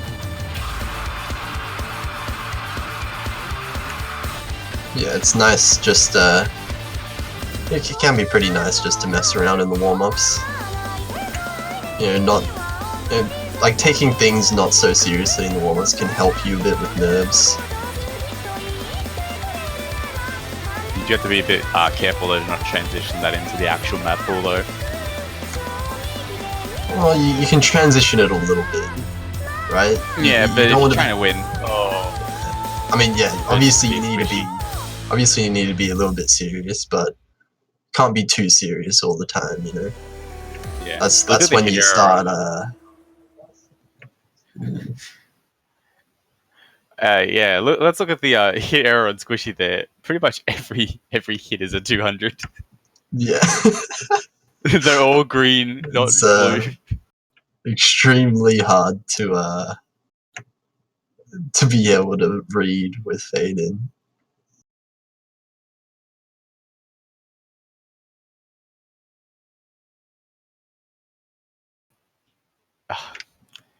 United States getting 69.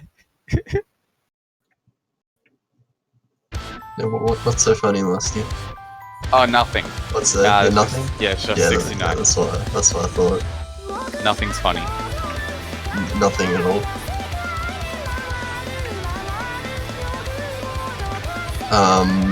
Yeah, so, what will be Malaysia's role then? Unless they've already rolled and I missed it. I'm allowed to laugh at whatever I want to, okay? No, you. It's the weed number. if someone rolls that high, actually, I'm not gonna go there.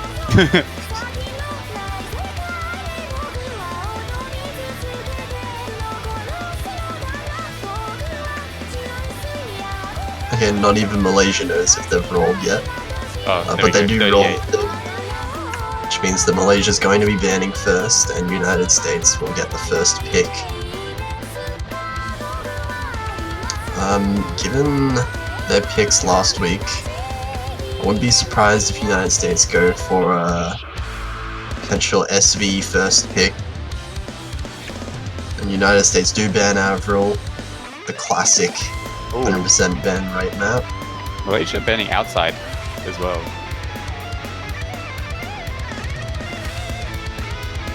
That's actually a strange one. You'd expect if they were kind of that means they've. I think they might have been comfortable with the SV, but the patterning is kind of what got to them. I don't know, maybe, but we did see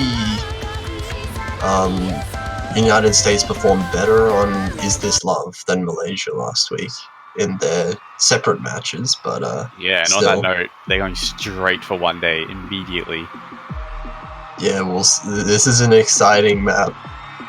I haven't been able to see it any this been played yet, but I think that it hasn't failed yet. It's entertaining. Yeah, we'll see how much these teams can have practiced this and have got the timing down, because really it's all about timing.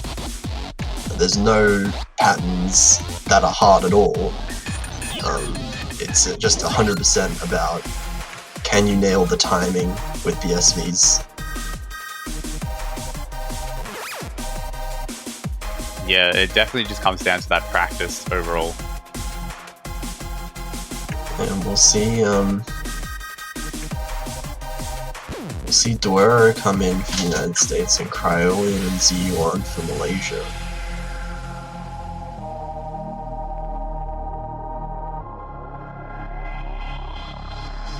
It's like we've got the players who have practiced for this map coming in.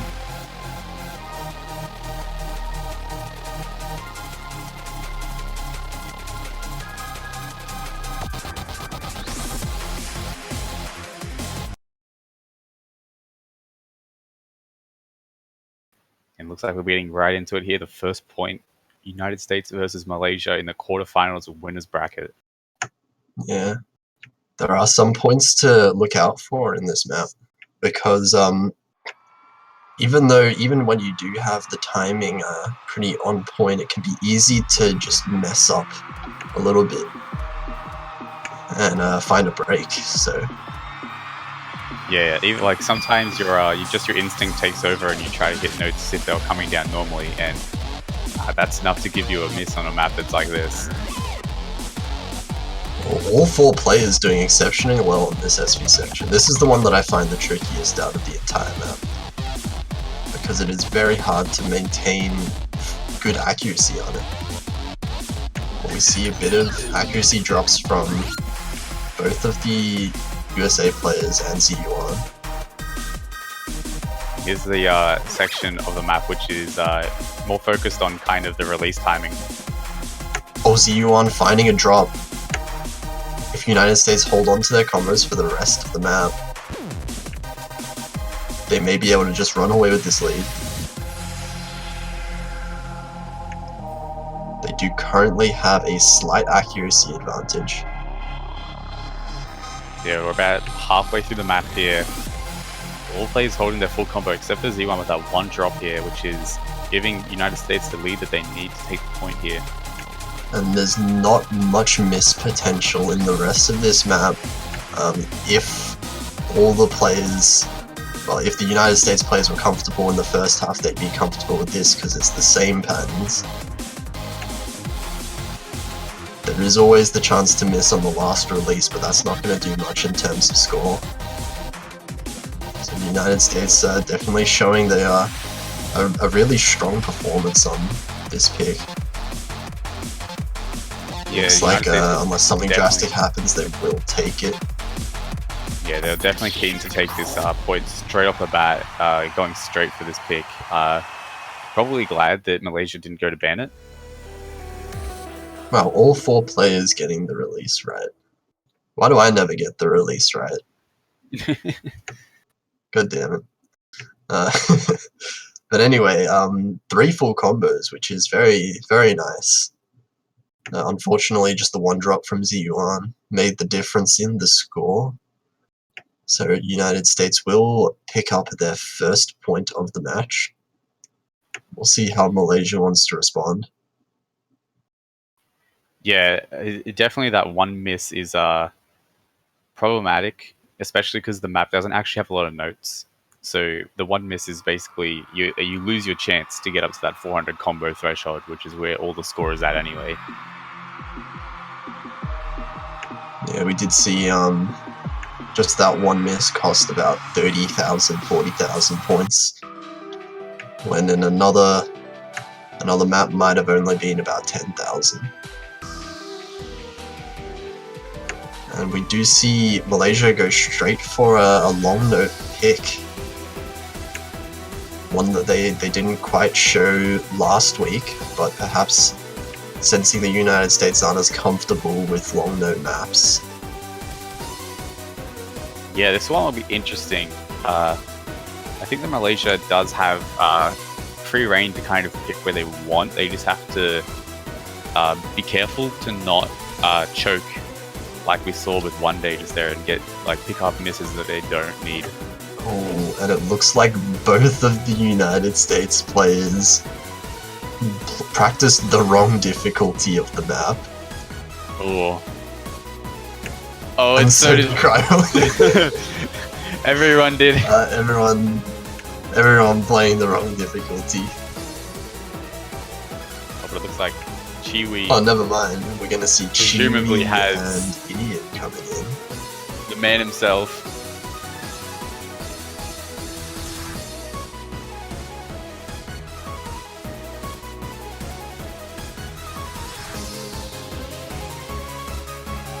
Well, this map definitely being one of the more difficult long note style maps.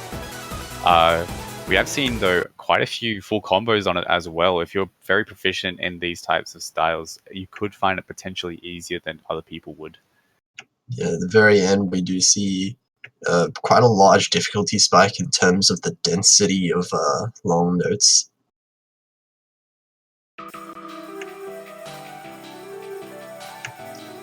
So we'll see if any team can come out with an early lead at the start of this map. Yeah, it looks like Malaysia Idiot is donning the flashlight mod. And it does look like Malaysia coming out with a quite strong accuracy advantage at the start, but Malaysian Idiot finding the first miss will tie up the scores completely.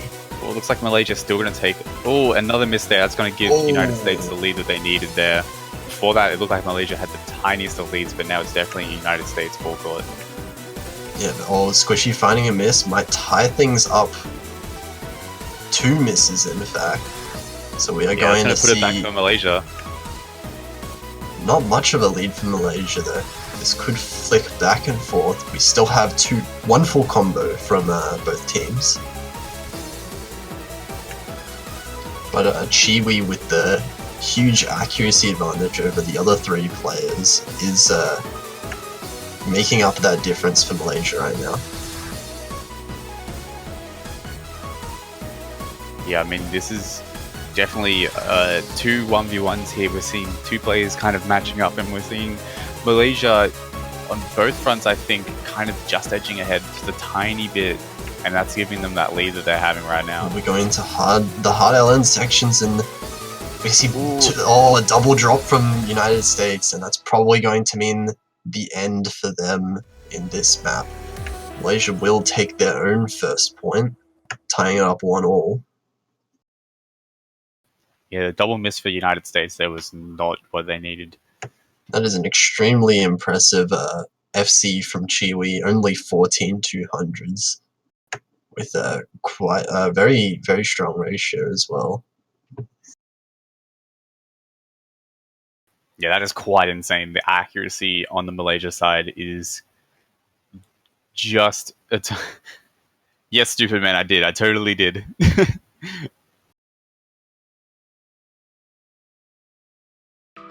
I should just start saying his name the entire time.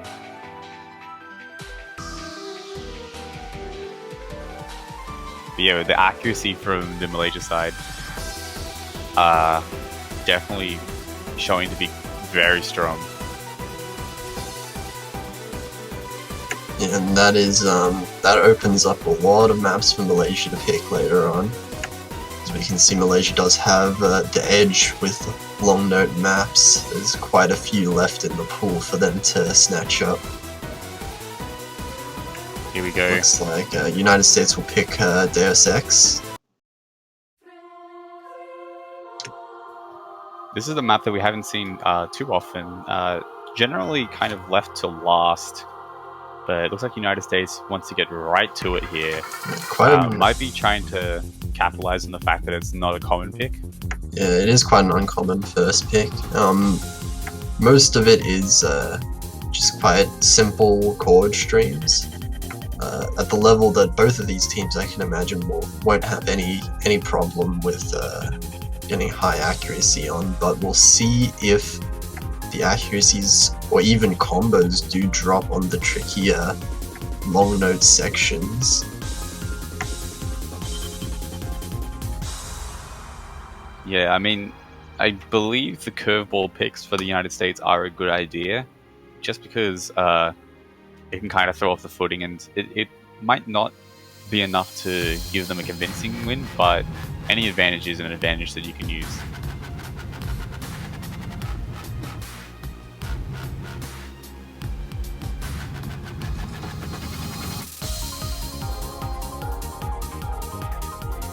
Yeah, perhaps hoping for a choke from the Malaysia side on this map.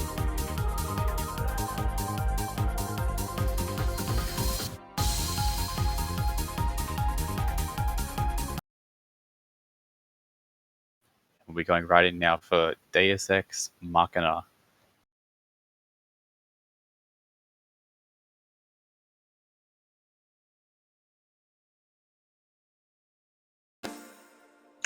And yeah, Idiot is an FL player, so he actually plays better with Flashlight. Yeah, this is not quite the same as Standard, where Flashlight is making the map more difficult. It actually can help some players, and therefore it actually doesn't give a score multiplier at all, as neither do any mods in Mania.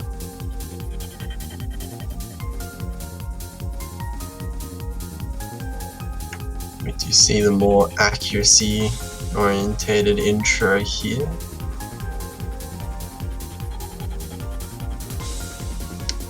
You see about even accuracies from all the players. Finding big accuracy drops and a combo break from Squishy. That'll give about a 15,000 point advantage over to Malaysia in the first break.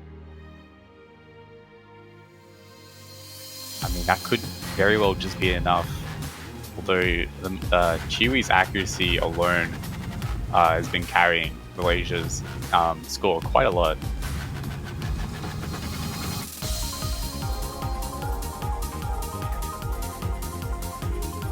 We'll have to see if the players can hold on to their combos here. If there's a drop on the Malaysia side, this match could get quite close, especially if it's from Chiwi, but I don't think that there will be one, unless something catastrophic happens. And Malaysia does have the accuracy advantage, and holding on to only one full combo now, as Idiot does find a drop, but I don't think it will quite be enough.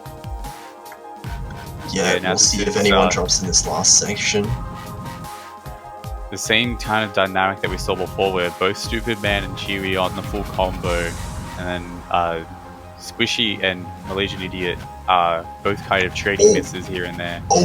This is getting so close! So close! The accuracy drops from Malaysia at the end! Right at the end! Oh right my at the god! End.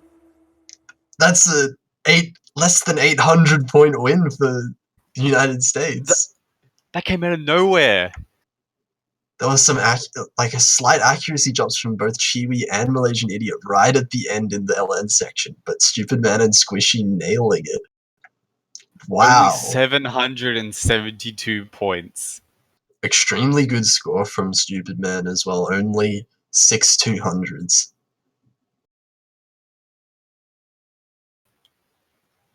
Yeah, Chiwi dropping accuracy at the end, and Stupid Man getting 0.01% accuracy greater.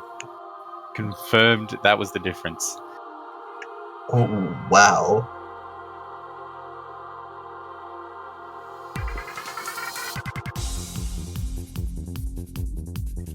I mean, that was so close though. I wonder where. I think Malaysia's gonna go straight from the LN pick though. I could imagine them just going straight for something along the lines of not Penguin, Orchid. Yeah, I think Orchid will be a pretty good pick for them at the moment.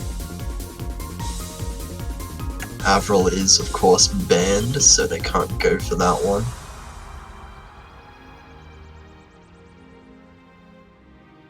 We're seeing just a little bit of banter before the pick comes in now.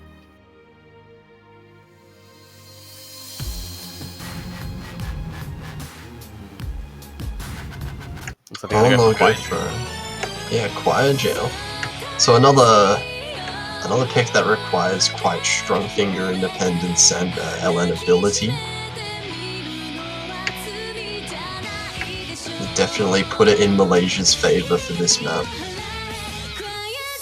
Yeah, we'll have to see how United States deals with this one. I think that maybe on the LN charts they're not too confident compared to Malaysia's skill.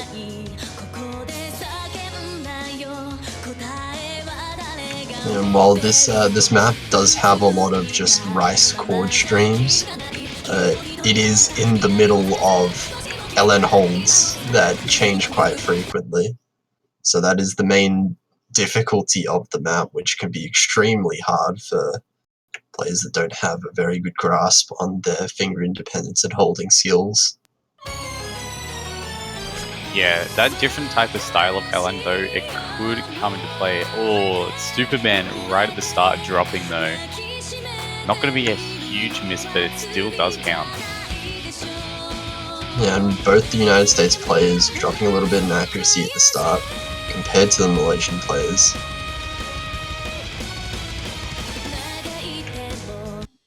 So we'll see Malaysia start to build quite a good early lead, about 15,000 points at the start. But it will come down to the main chorus section, where the chart really does pick up in difficulty. Oh. What's going on here? It's time to panic. I think we're catching up. I think. Yeah, there's a little bit of connection issues by the looks of it. But from the three scores we can see, I'm not sure if she was disconnected. I want confirmation before I say that. he is still in the lobby, so from the scores that we can see, it looks like Crowley does have a slightly better score than Stupid Man. Squishy kind of lagging behind.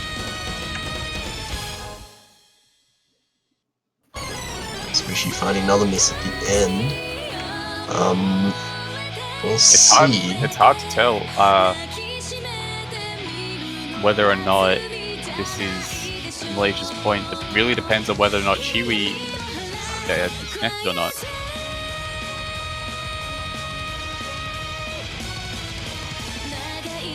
Maybe we might be doing... I'm not too sure what's happening at the moment. I'm going to wait for some confirmation.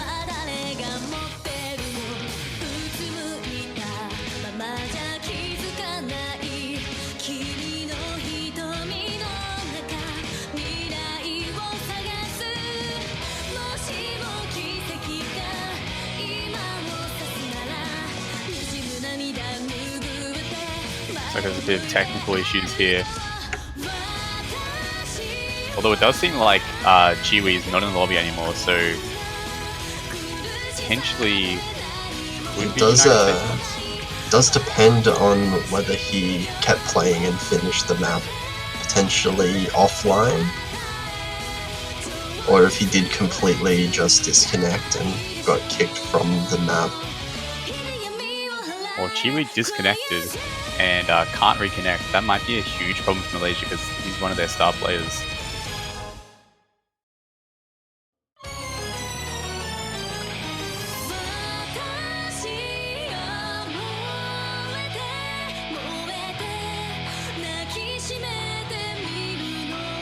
Just waiting for the official word here on what's happening.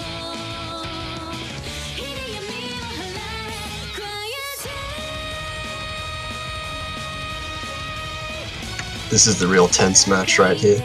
Yeah, the internet battle.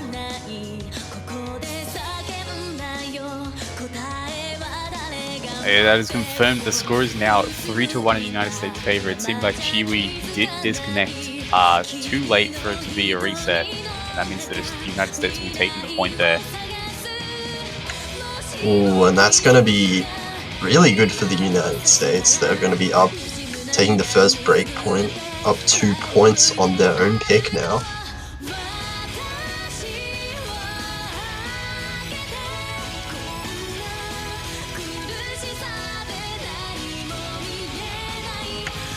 And we'll see if Chiwi manages to reconnect to the lobby. Because if his internet is just completely gone, then that will be quite a large blow for Malaysia, as he is one of their best player, you would say. I mean, it's definitely not a position you want to be in from Malaysia's point of view, because there's nothing worse than losing to disconnects.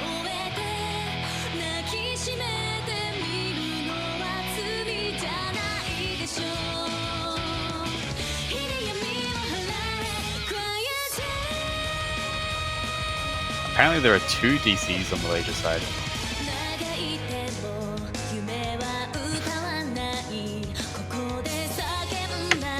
I don't think we cursed Malaysia at all, did we? Probably not. Oh, looks like Chiwi's not online as well. Oof. Yeah, that's not good for Malaysia.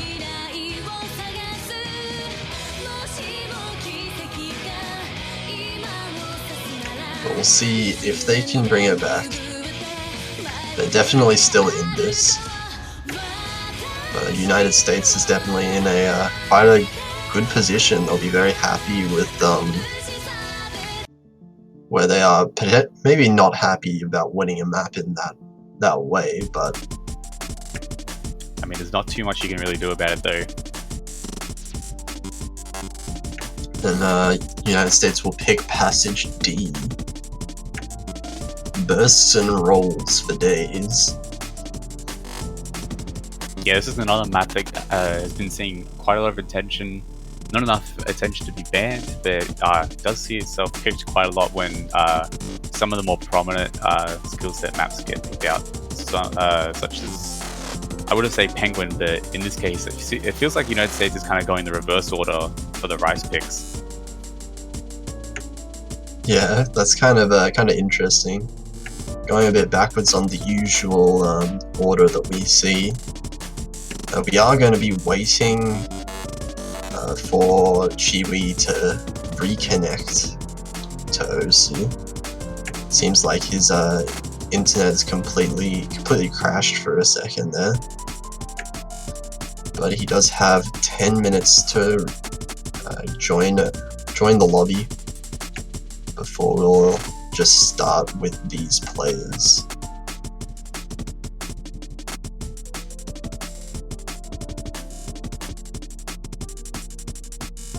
Well, hopefully Chiwi can actually reconnect to the servers here, because if you can't, that'd be quite unfortunate for Malaysia. I think even without Chiwi, it could still be a really close match, but not playing without your full roster is a really unfortunate thing, and it causes some really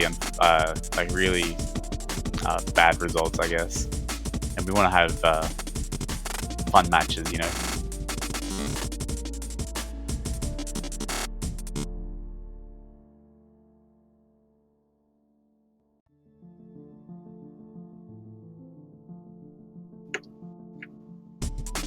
Yeah, we'll see.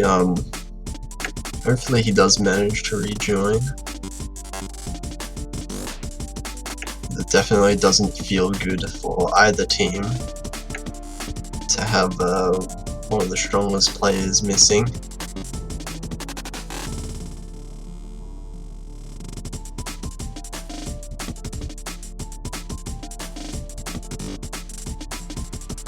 In the meantime, we get to listen to Passage D for the next 10 minutes.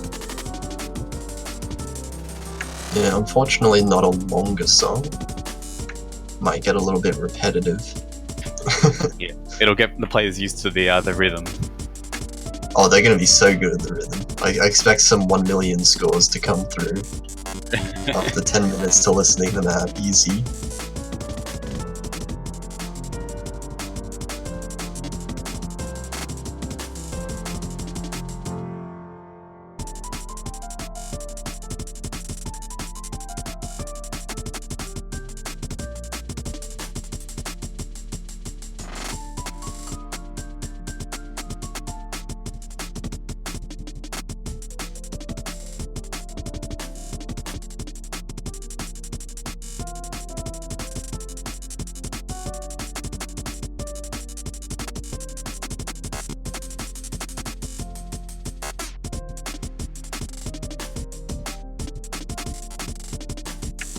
Guess it is a pretty relaxing song to be listening to. Yeah, when it's quiet, when you're not having to play the actual map, it's quite relaxing. Oh yeah, I definitely wouldn't want to play the map for 10 minutes straight. That would be death.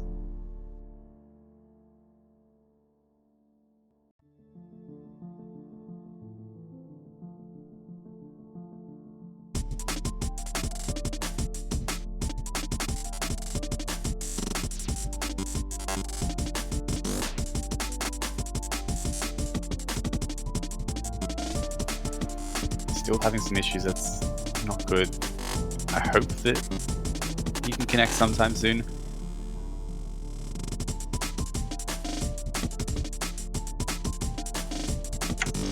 Yeah, not sure how long it's been so far. Maybe about 5 minutes? Yeah, around then.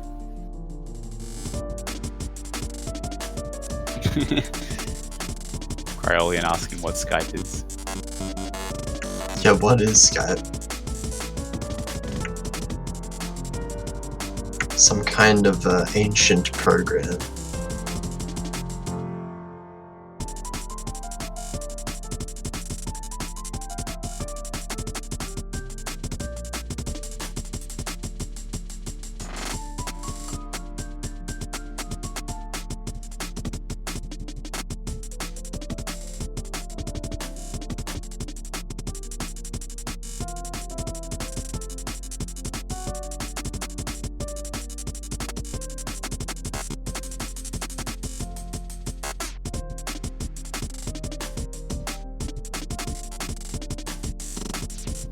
Let's get into that worrying time.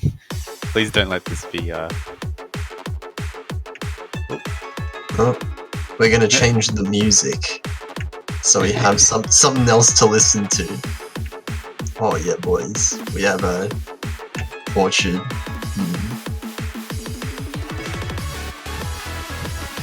Now we can talk about whether or not it's Orchid or Orchard. Is it Orchid? Or is it Orchard? It's Orchard down here. Is it? I don't know, you have a weird way of pronouncing some words. I won't trust you. Wow. Wow, got him. dude. Got him! That's it, I'm changing my avatar. No, wow, you're gonna do that now? Nah, we'll do Okay. Do it. You won't. You won't. I made it readable.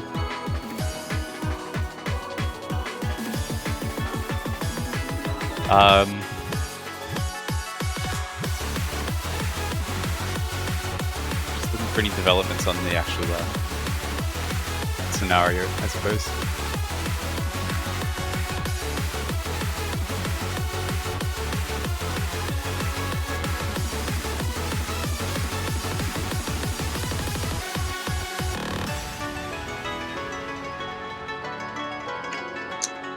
Yeah, that is pretty relevant point as well from Juan.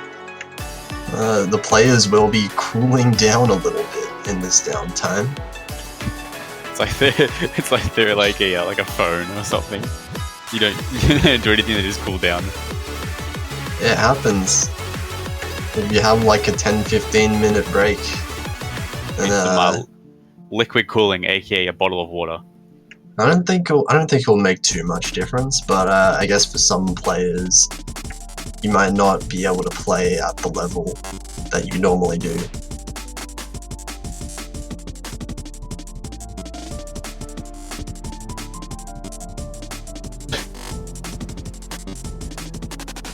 Damn, looks like we have a stupid family being made.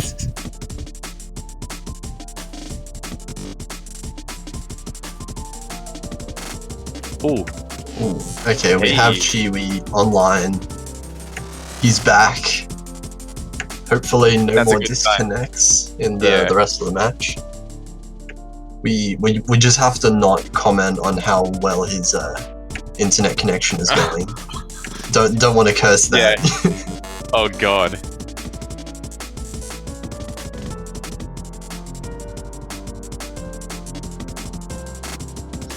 Okay. We should be able to get into the fifth map any second now. Yep. Here Getting we into go. passage D. Oh no, don't tell me. No panic. It's okay. It's okay. Just believe in the. Yeah, just believe everyone bless RNG. As long as he gets into the map, it's fine.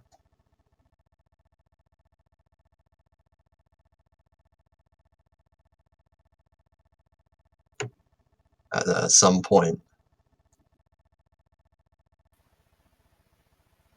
The suspension is killing. Did you just say suspension? I don't know what I'm talking about, dude. Just please. Dude, it's not the worst thing I've said out of habit.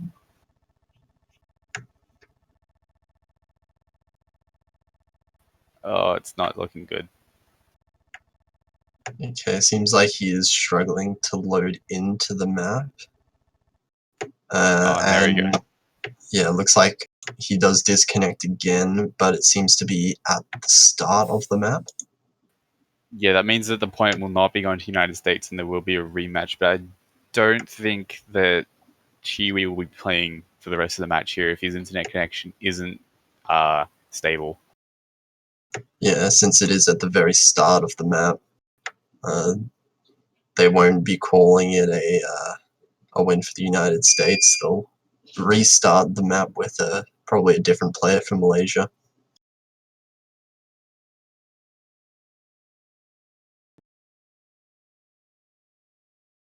That's really unfortunate for the Malaysian team, but there is a schedule and we need to keep by it. And it's kind of difficult to have all the staff stay up and wait around.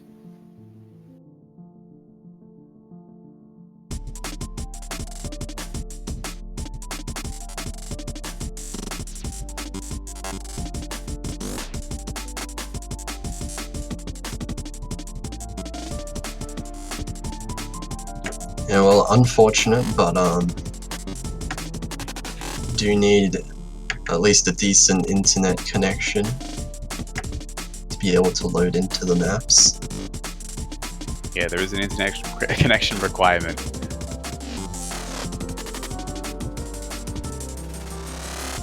So we'll see who Malaysia puts in instead of Chiwi.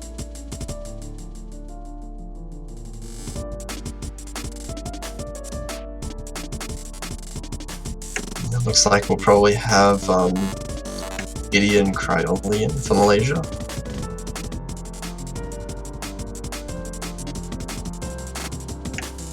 And a reminder that this is United States pick, so if Malaysia do manage to win this off of the United States, they will get a very strong chance of tying up the series again, 3-3. However, without Chiwi, that's going to be a bit more difficult, considering how he is their star player. But we'll be going into Passage D now.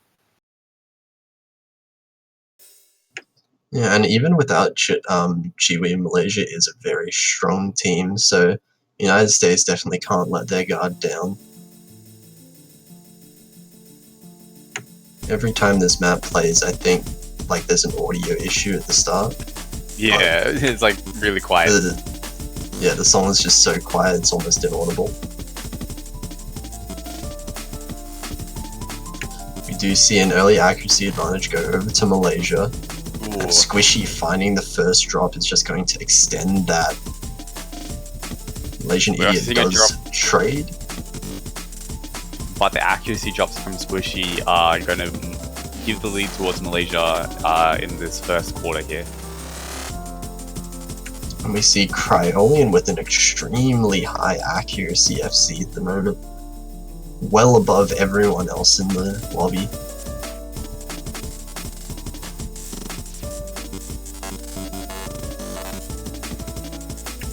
Ooh, Cryolian dropping there. That's the last FC tricky for burst. Malaysia. Stupid Man holding the FC still though. He is the last FC of the lobby, but that won't be making up for the accuracy difference that Malaysia has over, in particular, Squishy at the moment. Yeah, the lead, despite Stupid Man's FC, is still in Malaysia's court. And Krylin with another drop. That's what United States want, but they'll need a few more drops from Malaysia to be able to take it. They do see one, but it's traded by Squishy.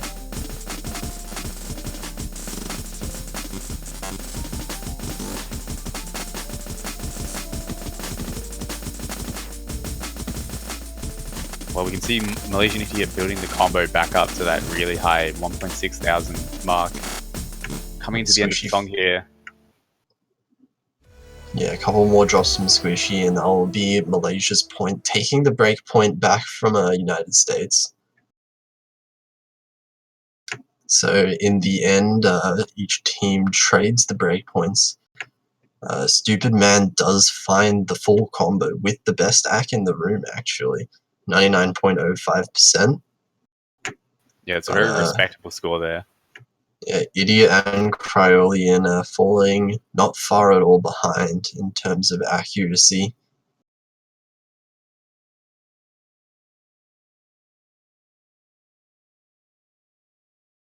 Looks like we're going to go with Shanghai.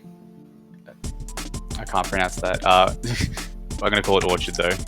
Yeah, we'll call it Orchard. It's the tricky LN map. Something that I'm sure Malaysia is pretty comfortable with. And this is their chance to tie it back up 3-all with the United States. Yeah, once this is tied up, there's a real potential for the tiebreaker, and I mean, the longer it goes, the more chance there is for Chiwi's internet to kind of get to a more stable position. Well, talking about the 4-way FL, that would be pretty high. Well, we won't even be able to commentate, we won't be able to see anything. Actually, you will be able to see. Yeah, I'll be able to read to it that. fine. Dude, next level, we came prepared. They're talking about fading. Fading What on is view. this is very serious business, guys. Yeah, in a 4-way flashlight duel, Malaysian Idiot would definitely have a huge advantage, but nah, it would just be Idiot with his usual flashlight.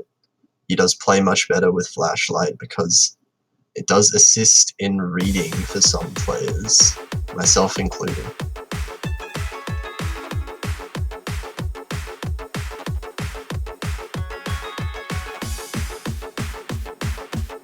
This map being definitely along the lines of an LN style chart, we will be seeing whether or not the United States can prove themselves on these LNs with Chiwi gone.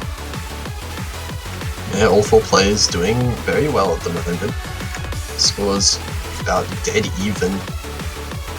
We do see Stupid Man with the first drop.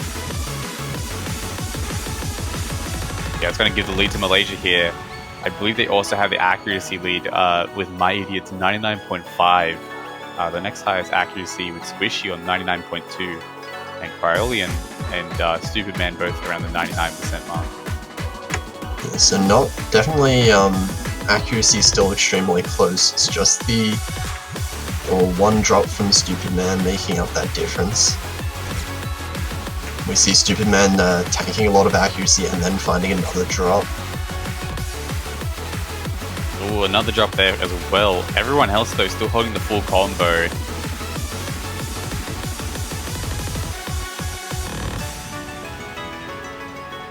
SV not tripping anyone up, although a few accuracy drops on the burst.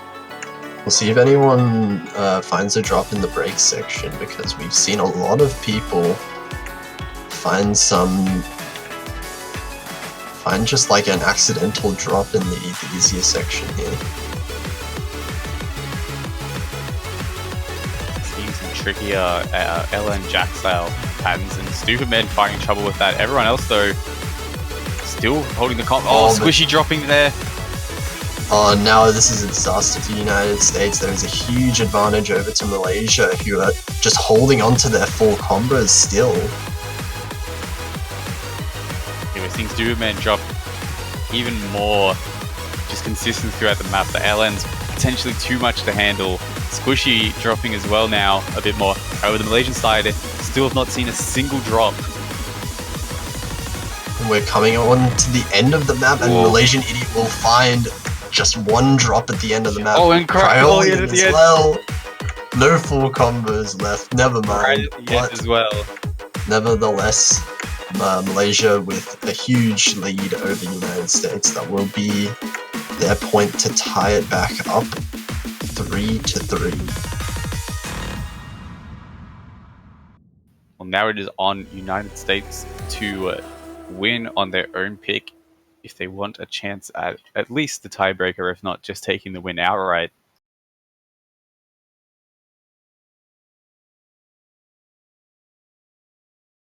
Yeah, and United States will they'll have to win on this pick if they want to be able to take it to a tiebreaker, you would think, because Malaysia still do have a couple of strong picks they can go for. In particular, you would think 7 colors is definitely one that will be advantageous to Malaysia.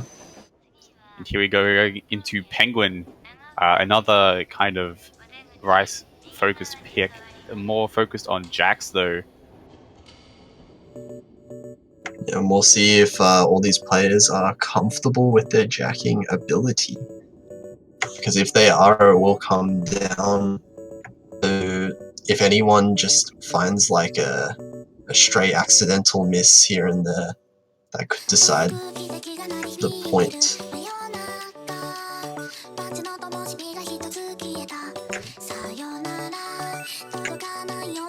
Ooh, Idiot claiming it will be United States point. Yes, we'll see. A little bit of mutual respect there. That's what I like to see in a match. Yes, mutual good sportsmanship. respect.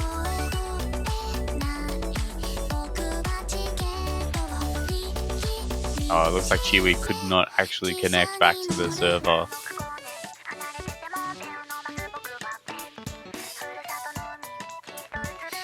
Yeah, Malaysia will have to make do with the players they have at the moment.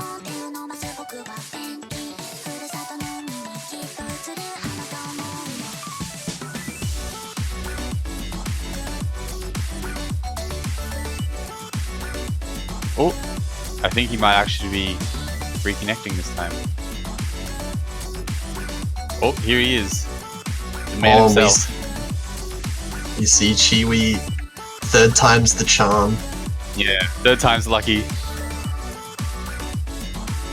And this is a map that I will imagine Chiwi can excel on.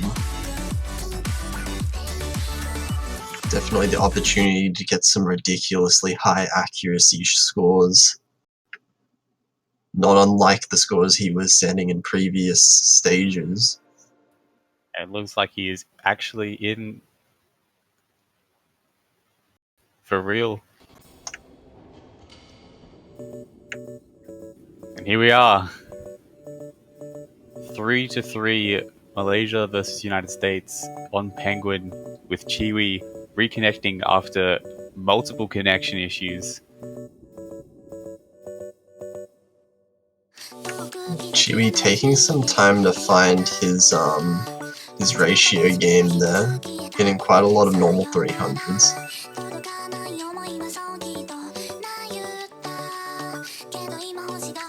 For the moment, it looks like the United States have a slight accuracy advantage. Yeah, it is definitely flickering back and forth though as the notes come down.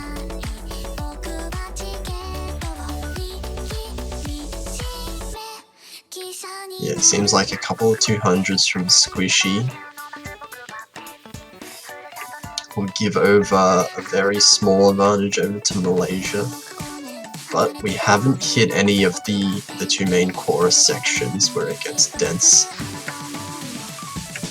So we'll see if anything changes.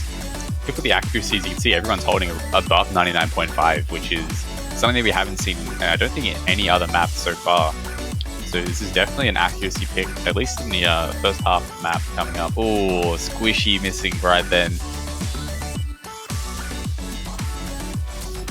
And that won't help the United States at all.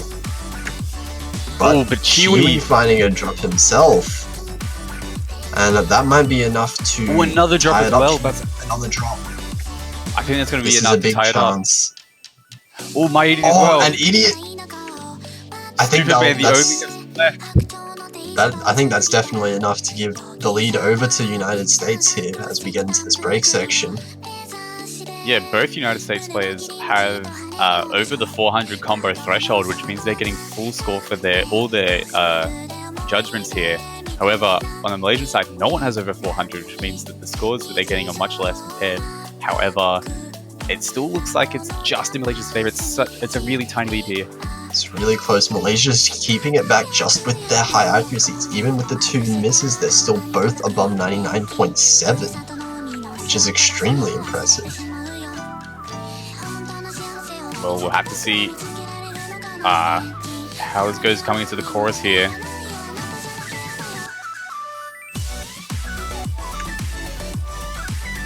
And like we saw with previous maps, just a few 200s can decide the point. If no one drops here, it looks like it's going to go to Malaysia just on the accuracy front here. But it's going to be a really close one. I think any mistake here is fatal. And no player can afford any sort of drops or even accuracy drops at this point. And Chiwi finding a miss right at the end. Chiwi find a miss. Is that gonna be enough? It's close. It's close. It's not enough. No, not quite. It was just too late for the United States to come back. Chiwi with 1/200.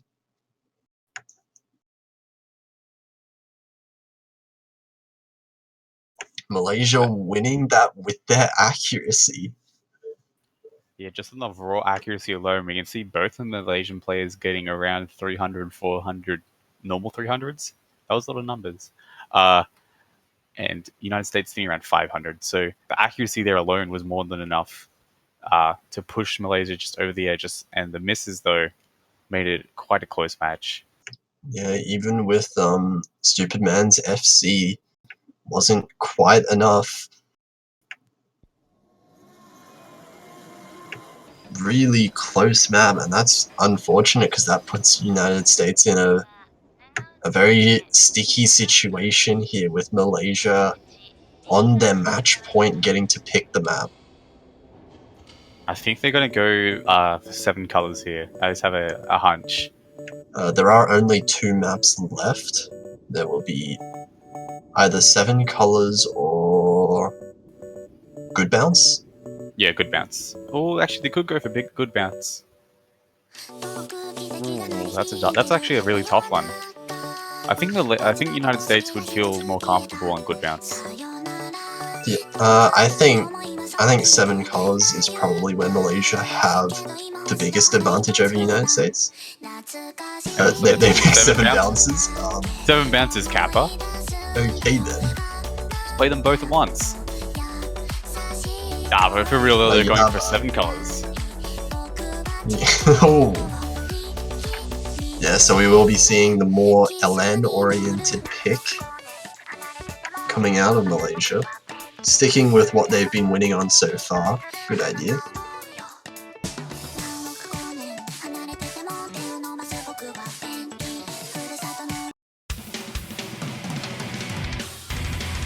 Alright, well this is another one that is quite long. Very mixed, however, there is a really large LN focus section, which I think is going to let Chiwi and my idiot really shine. We'll have to see if the United States can keep up with them on that front, and also on the accuracy front as well.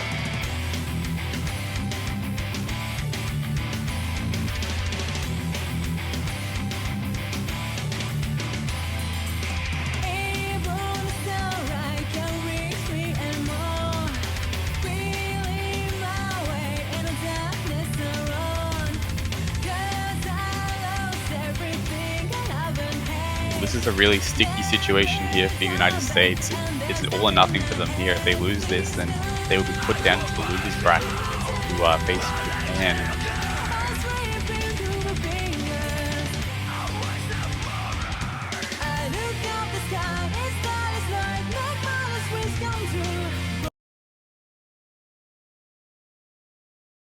And this is the point the United States need to bring it to a tiebreaker situation.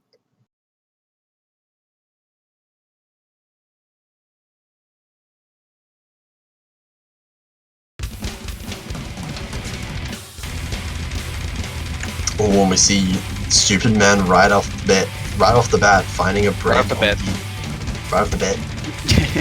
Finding a break in the LN section and some accuracy drops as well. So Malaysia will take a slight lead out of that, but it is a long map, so plenty of chances to make up that mistake.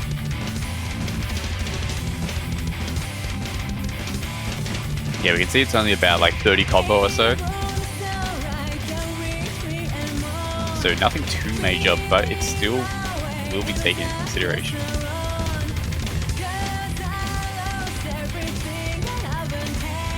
Yeah, as he makes his builds up his accuracy back towards everyone else's.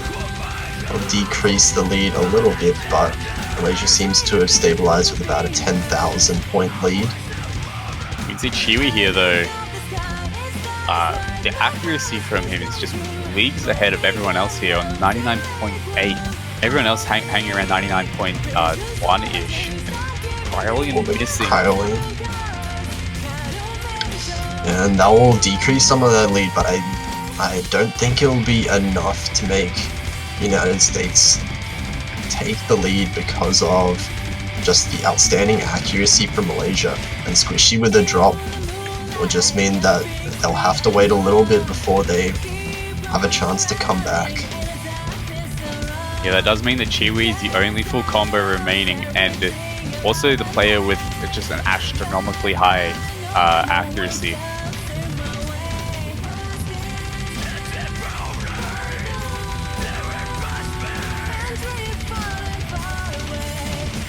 We're seeing the Stupid Man build up an high combo as well to match Chiwi's, but it's not quite the same, it's just a bit lower.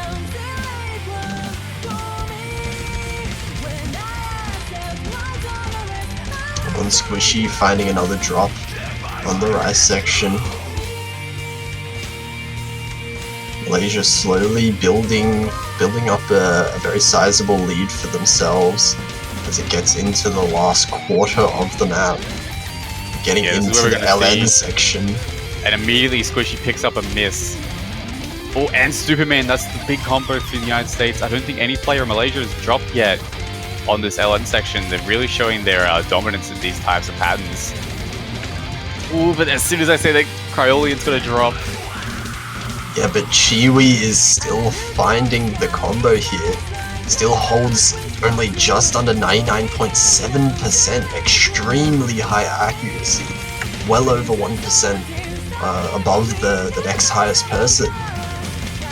That's just an unreal score right now. The accuracy is almost I think it's a percent ahead of everyone in the lobby.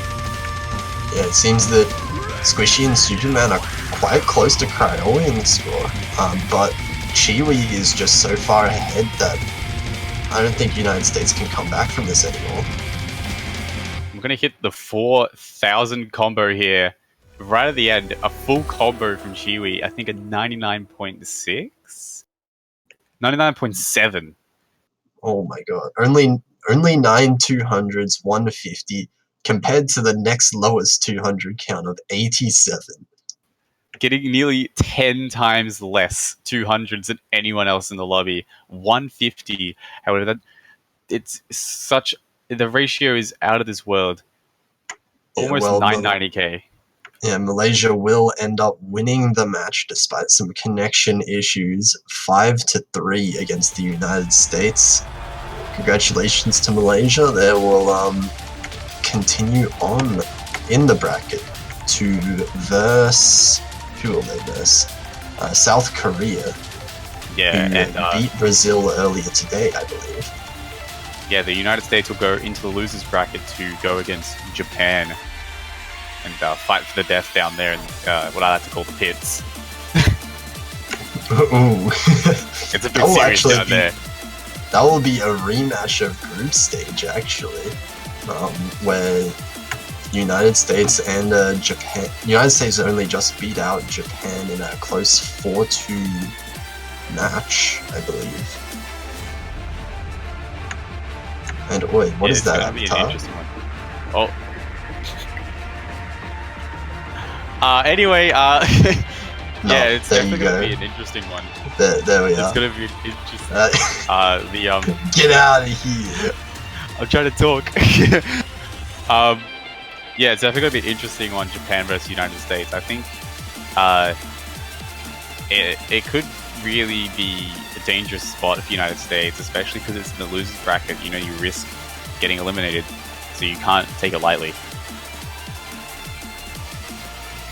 Yeah, Malaysia still remains in that safe winners bracket for another week though.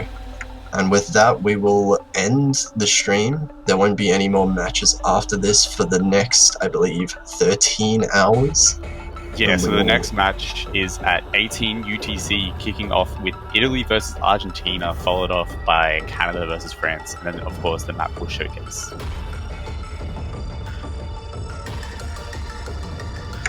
Yeah, okay, so in the meantime, we will close the stream for then. See you next time, guys. See ya!